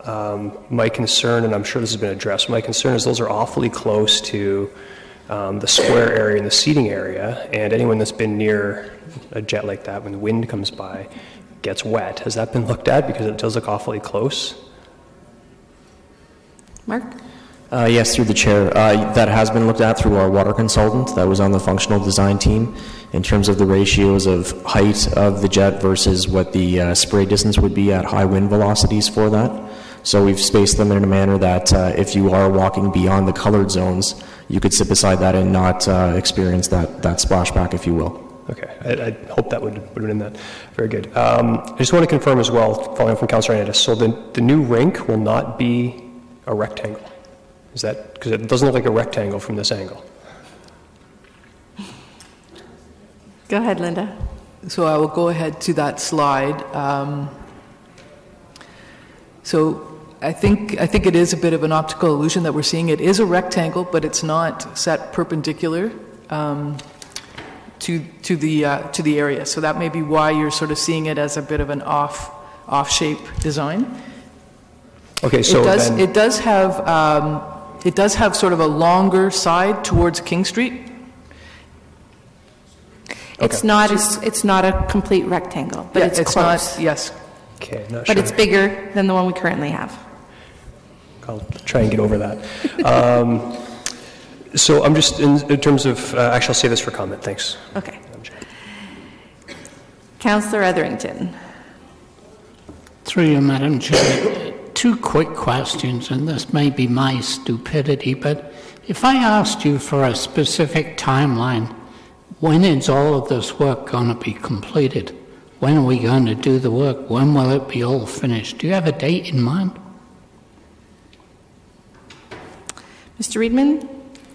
Through the chair, so the next phase is detailed design, which we're planning on doing next year. The earliest would be 2019, subject to funding and budget approval. And when's the work going to be finished? Through the chair, so I believe it's approximately a 1-year construction season for Carl's Air Square. I will defer to the consultant just to confirm that. So I see a nodding yes. So. Go ahead, Mark. Yes, through the chair, that's through preliminary discussions with the consultants coming out of the functional design. We had asked them to put together a timeline for what they anticipated from award of contract to end of construction. And it would appear as though we're looking at about a year construction schedule, but again, that would be hashed out through the detailed design process. And my final question, until that time, right at the moment, the square is in appalling condition. What will be done to upgrade the condition out there until this work comes to completion? Through the chair, so our operations staff do monitor and do minor repairs to the outdoor spaces. So you'll recall the Yonge Street side, you may notice that a couple of the concrete slabs were re-poured this year because we know that that's a later phase. But continual monitoring of that and minor repairs will continue until we get into reconstruction. I guess I was thinking of the King Street side. Have any repairs been done there? Through the chair, so mud jacking does happen to re-level those different slabs to minimize any trip hazards, and that work would continue to happen as needed. Thank you. Councillor Yanetsky? In regard to the cost, and you indicated from the time period when we look at the master plan back a while ago in your first presentation to now that you've reduced the cost, and some of the reductions would be attributable to the electrical connections and servicing that's needed to where the stage is right now, because right now it's minimal more or less, and you needed to upgrade it. But you also said in your presentation that you're reducing the upgrades. Are there going to be enough upgrades in electrical to deal with the new stage and then the necessities for events and stuff like that, to do your light streaming or whatever else and acoustics, etc.? Go ahead, Mark. Yes, through the chair. So there were changes to the electrical scope between the master plan and the functional plan. One of the elements, though, that was taken away was I believe it was the video system, which was a significant cost savings, which brought that cost down. But in terms of upgrades for lighting or AV plugins at the stage, those have all been incorporated into the costing for this exercise. Okay. When I look at the stage, right now it sort of shows that it's an open concept, sort of similar to what's out there right now. And at some events, depending on whatever the event is, that one shows it having a covered area with some walls. Is that the way it'll look, or is that a sort of a portable covered area? Through the chair, yes, that would be a portable covered area should we choose to use it. The proposed design is an open stage. Oh, okay. In the presentation, you talk about being included in the budget and hopefully first step of a construction, probably 2020. Is that sort of the aim? Yes, that's correct. Okay. In that, and you're saying it's going to take a year to do that, and of course a lot of the stuff is underneath the square and the parking garage, etc. Would this square be totally closed off, or would just be partial closure off, and would there still be some events that could be held during the course of the year, or is that just going to be totally have to be moved somewhere else? Through the chair, so we would seek to maintain access to City Hall, obviously, when the work is being done. But part of the implementation plan that we would need to develop would be to work with special events and the community partners to determine what could be accommodated in the square and what would need to be moved off-site. And so those things will be addressed once you get closer to the timing of construction as to what can go or cannot go, and then just go to Plan B and take it from there, more or less, right? That's correct. Okay, thank you. Councillor Zola was yours. More questions? Okay, go ahead.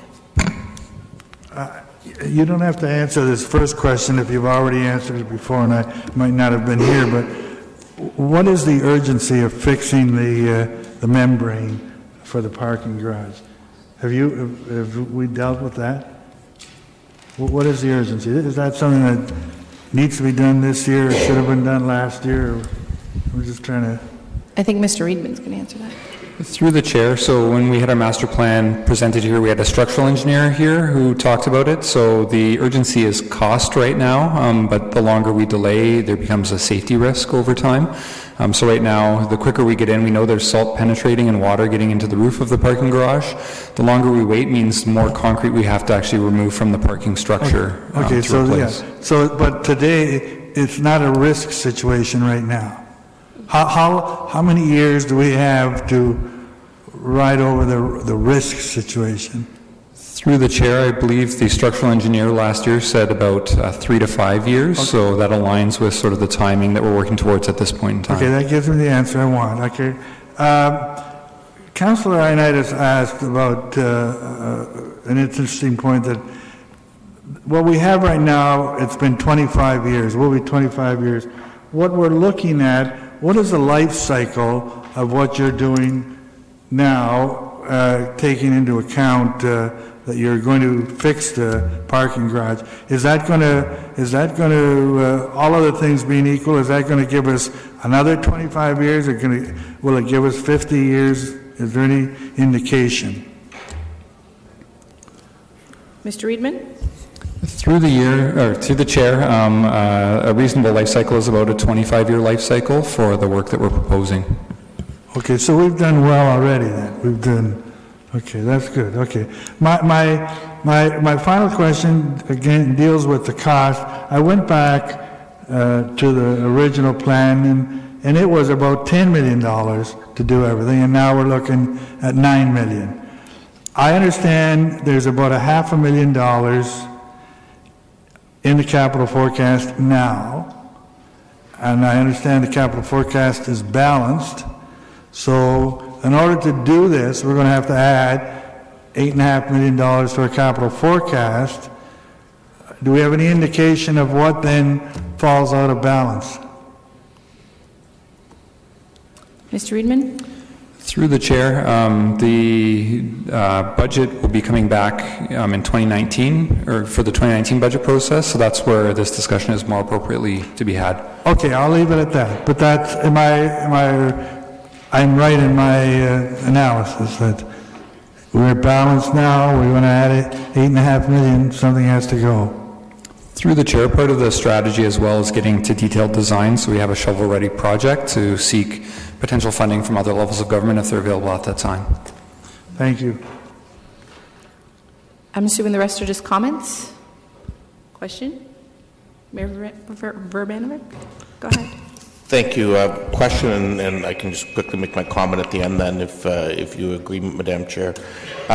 Just further in terms of the electrical, I understand that you have incorporated a number of the items along the way. Have you thought of things like the booths that are put in place for Chris Kindle and so on, so that we don't necessarily need to run as much electrical, but in fact that there would be electrical there? And also for the places that are noted for the food trucks, have we looked at putting 220 in place there so we can transition those food trucks away from running generators when they're on site and in fact be plugging in, which is obviously much better for the environment? Has that been factored in? Go ahead. Through the chair, yes, we have looked at that with our electrical consultant on the team in terms of some of the plug-and-play options for the square and in terms of that feeding. So with that servicing that would be proposed with that power to the ring component, to the spray jets, there would be more plug-in opportunities throughout the square to minimize the covering and the operations requirement and running lines over top of the servicing and trip hazards and those kinds of things. Fantastic, because I think it's important when we look at this that, and I touched on it with my questions earlier, that we're looking at it not just from, the capital perspective today, but how can we make some things that are in fact going to save us operating dollars over the long run. So it might cost us a little extra capital, but in the long run we actually save dollars. And I think that needs to be addressed. On the interim basis, in terms of the questions that Councillor Etherington was asking, Mr. Reedman, I think I know we have done some stuff, but there are some areas that that we need to address, particularly where the joints are, and there's sort of large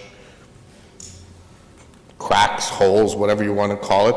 Have we looked at temporary, and I've done some research, just like various epoxy things and so on that can be used on a temporary basis to fill some of those cracks until we're in a position 2 years from now, at the earliest, to actually replace this? Because they are trip hazards. Ms. Fletcher? Through the chair, I will take that back and review again with staff. I know that the mud jacking option that Mr. Reedman talked about, the challenge is we're missing corners of some of the concrete slabs out there. So the lifting of each slab, they've almost exhausted that option. We have looked at some epoxy options. As our consultant has pointed out, there's different freeze-thaw cycles for the different materials, but I certainly can take that back and review again with staff what we can do. I think part of it was staff was looking for what is the window for them to be maintaining the square before it's going to be replaced. Okay. So just from a comment point of view, I know Councillor Marsh is moving this. I presume that in moving this, some of the feedback that we've provided today is being taken into account and is part of the motion, i.e. addressing things like the flagpoles and so on. Listen, the reality is this is our showcase square for the community where literally tens of thousands of people gather each and every year. And it's 25 years old. Nobody likes spending the kind of money that we're talking about. But if we're going to both protect our parking garage and ensure that this continues to be a gathering place for the community, we need to figure out a way to do these repairs. This is not a nice to have. This is something that is a key part of our community, and so we need to make these investments in the future. Obviously, it's going to take some capital work to get there, but I'm also hopeful, like staff is, that we're going to be able to attain some dollars from our provincial and federal partners towards this project going forward, and see it continue to be the place where citizens from throughout Kitchener, in fact throughout the region, continue to come and gather and celebrate this community. Councillor Marsh? Thank you, Chair Galloway-Seelock.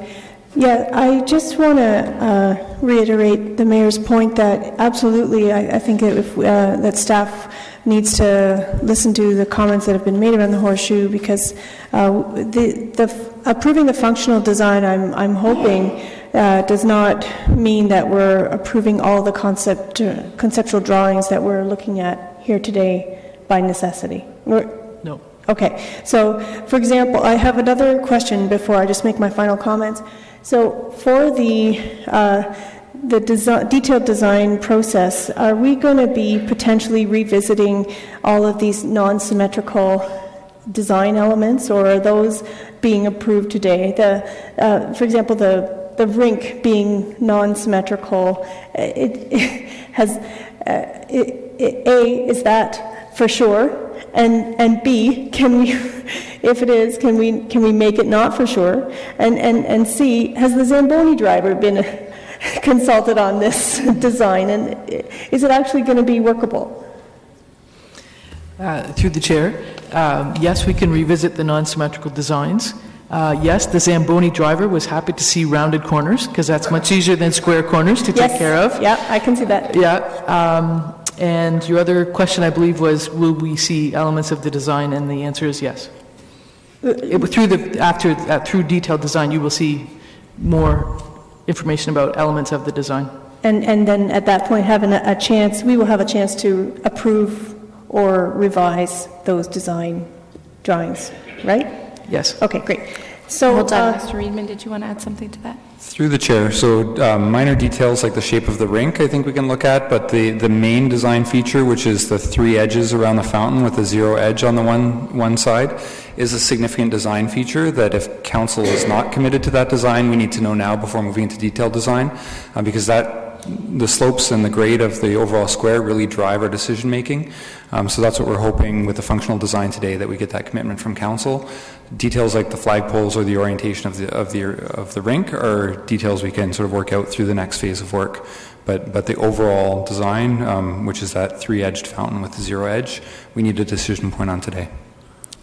Okay, so to that end, I mean, I was disappointed, quite frankly, that we do have to have a step in the front.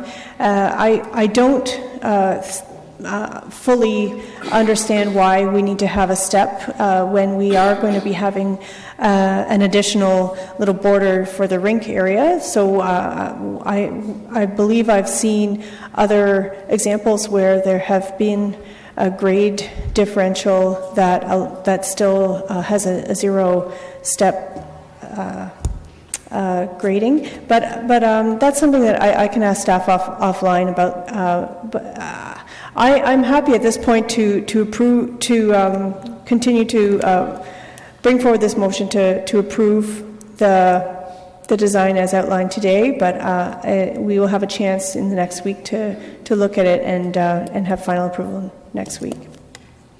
And so just finally, just want to add that this is a beautiful design. Apart from some of the little question marks that have been mentioned around the horseshoe, we have a very beautiful and incredibly more functional design than we currently have, and so this will be, I think, a welcome addition to our downtown. Let's get it right, though. Let's make sure that we exhaust all the options to make sure that it is as functional and as welcoming as possible. Councillor Davey? Thank you. I'm glad I'm not the only one that was a little concerned by the non-rectangular rink. I know you have 11 people up here that want to arrange the furniture, so I know it's a difficult thing to deal with. Just a couple comments just to take back for when this comes back. I'm going to support this, but I really think it's important that when this comes back, this does have the clear indication of how much it would have cost us to simply repair it to the state it was 25 years ago. And having said that, again, I'm a little torn because I do actually really like the design today. So in that, if it is at all possible as well, I know there might be some challenges with the not having the step there and that sort of thing, but if for all of the other elements, when this comes back to the council of the day, if it could have like a sort of an a la carte thing for those extra optional things, because if we do have a challenge, if we don't get any grants, then we may have to make some difficult decisions for some of those other items. But included in that, and the mayor touched upon this as well, I think sometimes staff sells themselves short because some of those functional items should be included in here in operating in terms of, yes, it might cost us an extra $200,000 to do this, but we're going to be saving $30,000 a year in operating costs to switch over. So that should be included in the report as well to sort of make the case for those extra items. But other than that, I'm happy to support it. And again, I would reiterate, I think the key figures here is that it would have been $4.5-ish million to get it back to the state it originally was, and this whole design is maybe costing us an extra $1 million. Thank you. Councillor Singh? Thank you, Madam Chair, and I agree with the last few comments about the operational savings. I think that does need to be incorporated into the report and seeing it forward what those savings would be, because again, we are looking at a one-time cost, but operationally, if there are savings, then there's recoverable of that cost and makes a justification of why we're spending and how we're spending.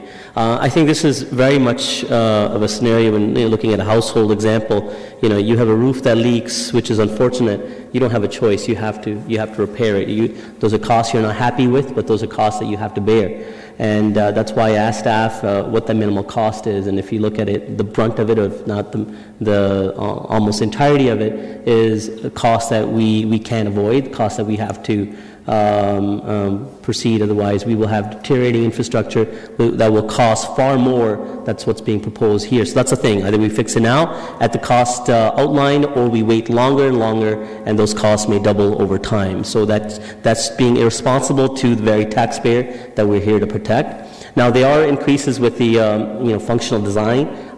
It's not as significant as we initially looked at, especially with reorientation of the stage. The stage alone in the past iteration looked at close to $1 million, and that no longer is the case. That's something I strongly opposed. It wasn't a cost that I felt comfortable with, and I know others shared the same thing, and this seems to be a lot more operational and a design and cost oriented towards a stage that's within capacity to absorb. And we are incorporating changes that allow better functionality. The design is 25 years old now. There is massive usage of this square. We have a lot more density being proposed along or around the City Hall. We will have a lot more usage. There will be a lot more employment. So we want to get the most out of this cost that or investment, more importantly, and I think what's being outlined speaks to that. One thing I do want to add is I strongly encourage, even though that this discussion will be some part of 2019 budget as to how we pay for this, I strongly encourage that we align it with monies that may be available from other orders of government. Even though that we do have to rush to fix some of the stuff that needs to be more immediate,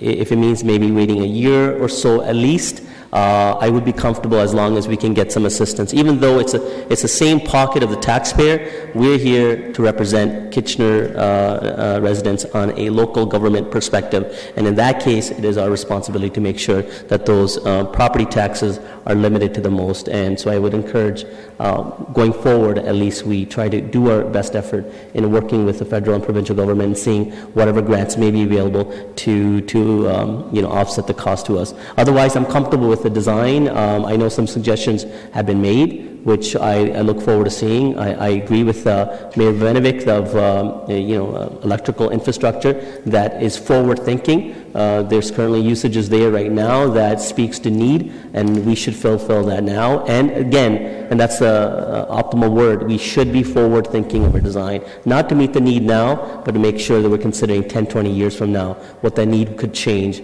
around it as well. So beyond that, I'm supportive of what's being presented. Councillor Fernandez? Yes, actually, the mayor raised another question in my head, and I should have asked it earlier, was around solar heating. Solar lighting, apologize. Has that been any discussion in this functional plan to offset the cost of the hydro? Because there's going to be increases in hydro costs through this new plan. So, through the chair, excuse me, we did consider the possibility of a solar heating to help heat the surface area to reduce the need for salt. But again, sort of that was considered kind of a nice to have as opposed to a need to have, so we didn't do further consideration of it. I apologize. I did mean solar lighting, and I said heating, but I meant solar lighting. Okay. Yeah, we can look at that. Go ahead, Mark. Sorry, through the chair. Just with respect to that, we did look at that as an option, but in terms of some standalone features, it's as long as we have vertical elements that have sun exposure, that could be incorporated in to contribute and offset electrical costs with that. So again, through detailed design, those opportunities could be realized without significant amendments to what has been proposed. Okay. Mr. Reedman? Through the chair, Council may recall we've submitted a grant application for the climate challenge. So part of that is for the rink. Another part is solar on City Hall. So we're hopeful of getting that grant, and that will go towards offsetting some of these costs and also do some major investments in the City Hall structure as well. Okay, thanks. So I'm assuming everybody's doing comments at this time? Yeah. Okay. So I took the opportunity to have the key points from the City Hall audit copied out for you, but also the more detailed design. I don't know if you have this, the shade audit that was done by the Shade Work Group from the Waterloo region. I mean, I'll copy this because I want to keep this myself. Okay. Because I think that there's some suggestions in here that are very doable. Yes, these are probably larger umbrellas, but the cantilever umbrellas, the umbrella that comes out from the building that could shade let's just say the left side of my screen area, that might actually cover some of the pool area.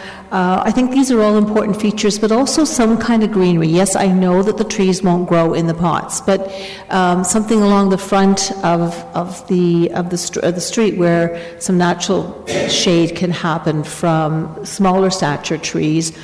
I'm always concerned when I see this much concrete. I think it creates a heat island. It creates. It's not quite as inviting and appealing as when we see some greenery and some bushes and shrubbery. And yes, I understand operationally that could be an additional cost. So this could be a nice to have. It could be something that we look at in the reiteration when we start working on the Duke Street side, because this is really just working on the front of the City Hall, right? I'm sorry? This functional plan is just around the front. Yes, that's correct. Okay. So I won't serve any comments when we talk about the Duke Street side in the next time.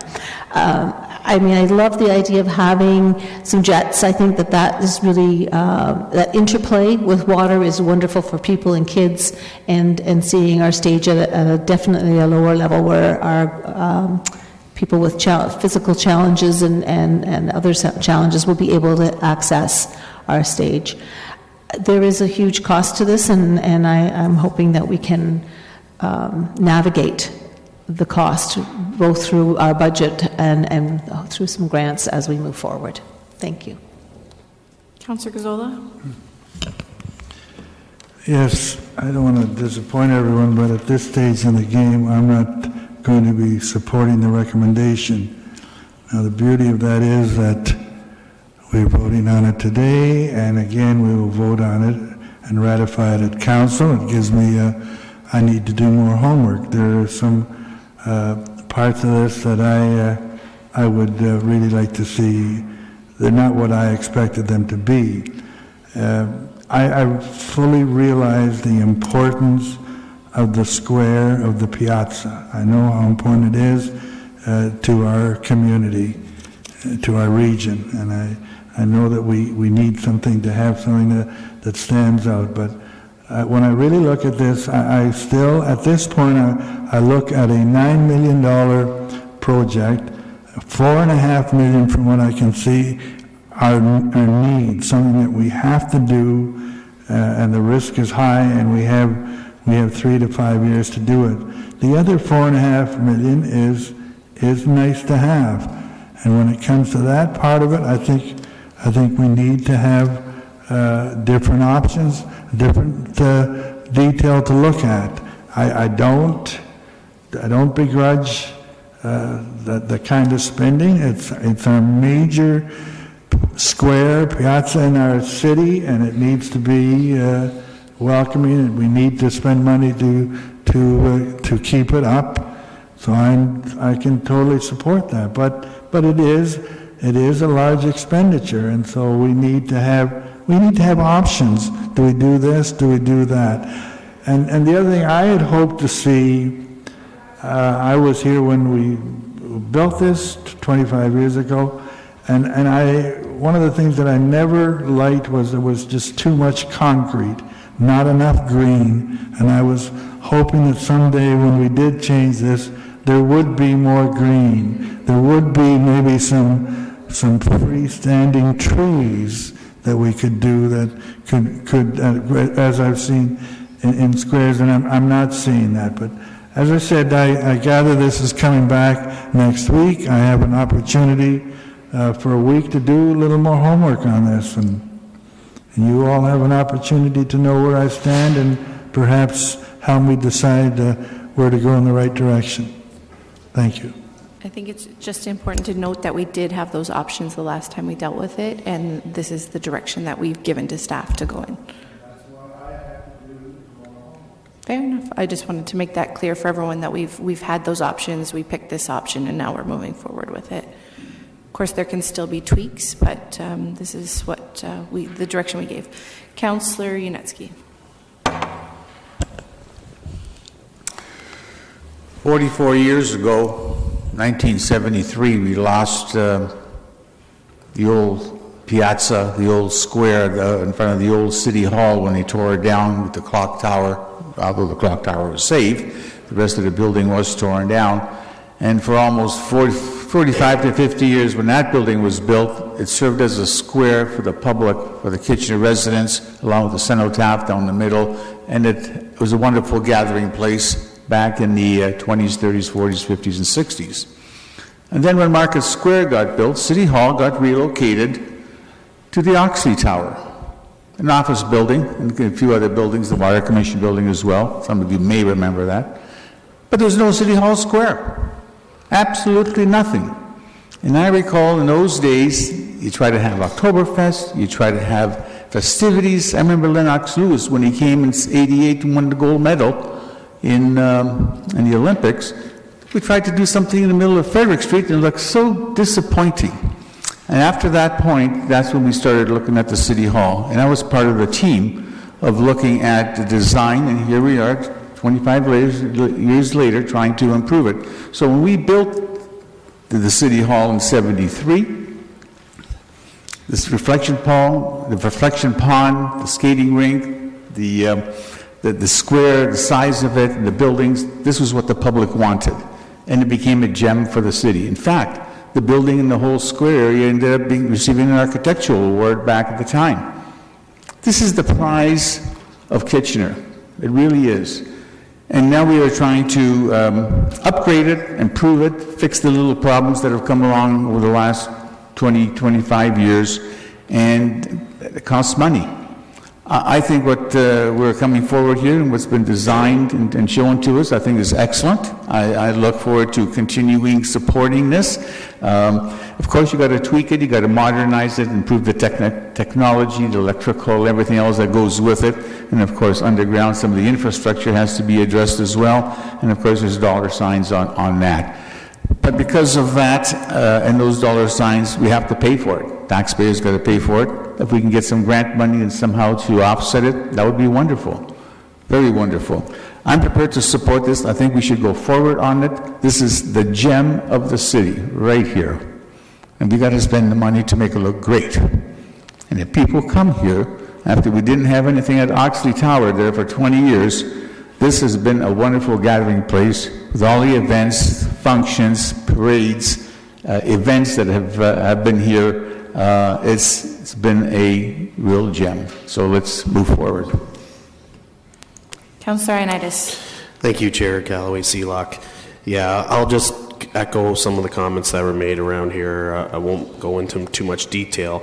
I know it is a hard pill to swallow when we look at the costs, but again, as it was mentioned by my colleague, Councillor Singh, when you're looking at as a property or as a home, and your home is your household is growing and your community is growing, you need to repair and fix and actually maybe even change the functionality of certain rooms of your house. So that's how I kind of look at this. And when you do want to compare the cost of the overall of what the City Hall would be cost today to build, I think it is a really small portion and small investment. And considering this is the focal point in our community and how many events we have here, and the numerous amounts of investments that we have committed to our downtown, and with regards to our infrastructure, with regards to creating a business environment for local startups to come here and other startups to come here, I don't think this is a nice to have. I think this is a must have. And to me, this is a no-brainer. Councillor Snyder. Thank you, Madam Chair. This is our gathering place. It's a source of civic pride. It's where we come to meet. It identifies us as a city. And there's great value to this. And the value of it, yeah, it costs money, and I do trust that staff are going to have a good plan on how to pay for it.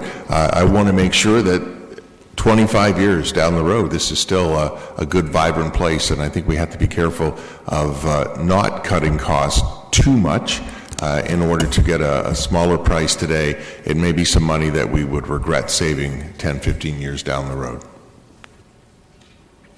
And I'll just make the final comments. For me, a lot of my comments have already been made, so I won't reiterate them, but for me, this comes down to the functional design. And I know that we still have the detailed design. And so I think some of the tweaks can still be made to get to our final design. So this is just one step in the plan. But I appreciate the functional design from the perspective of accessibility. And I think that it makes it not only accessible more for the residents and the users, but also more flexible for making creativity and hosting different things in this space. And I think that that is what our goal was. Accessibility standards weren't what they are today 25 years ago.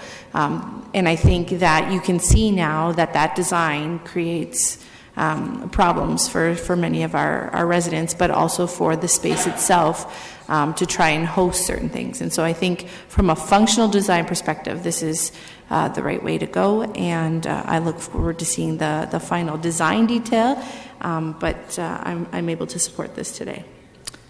So with that, the recorded vote's been called.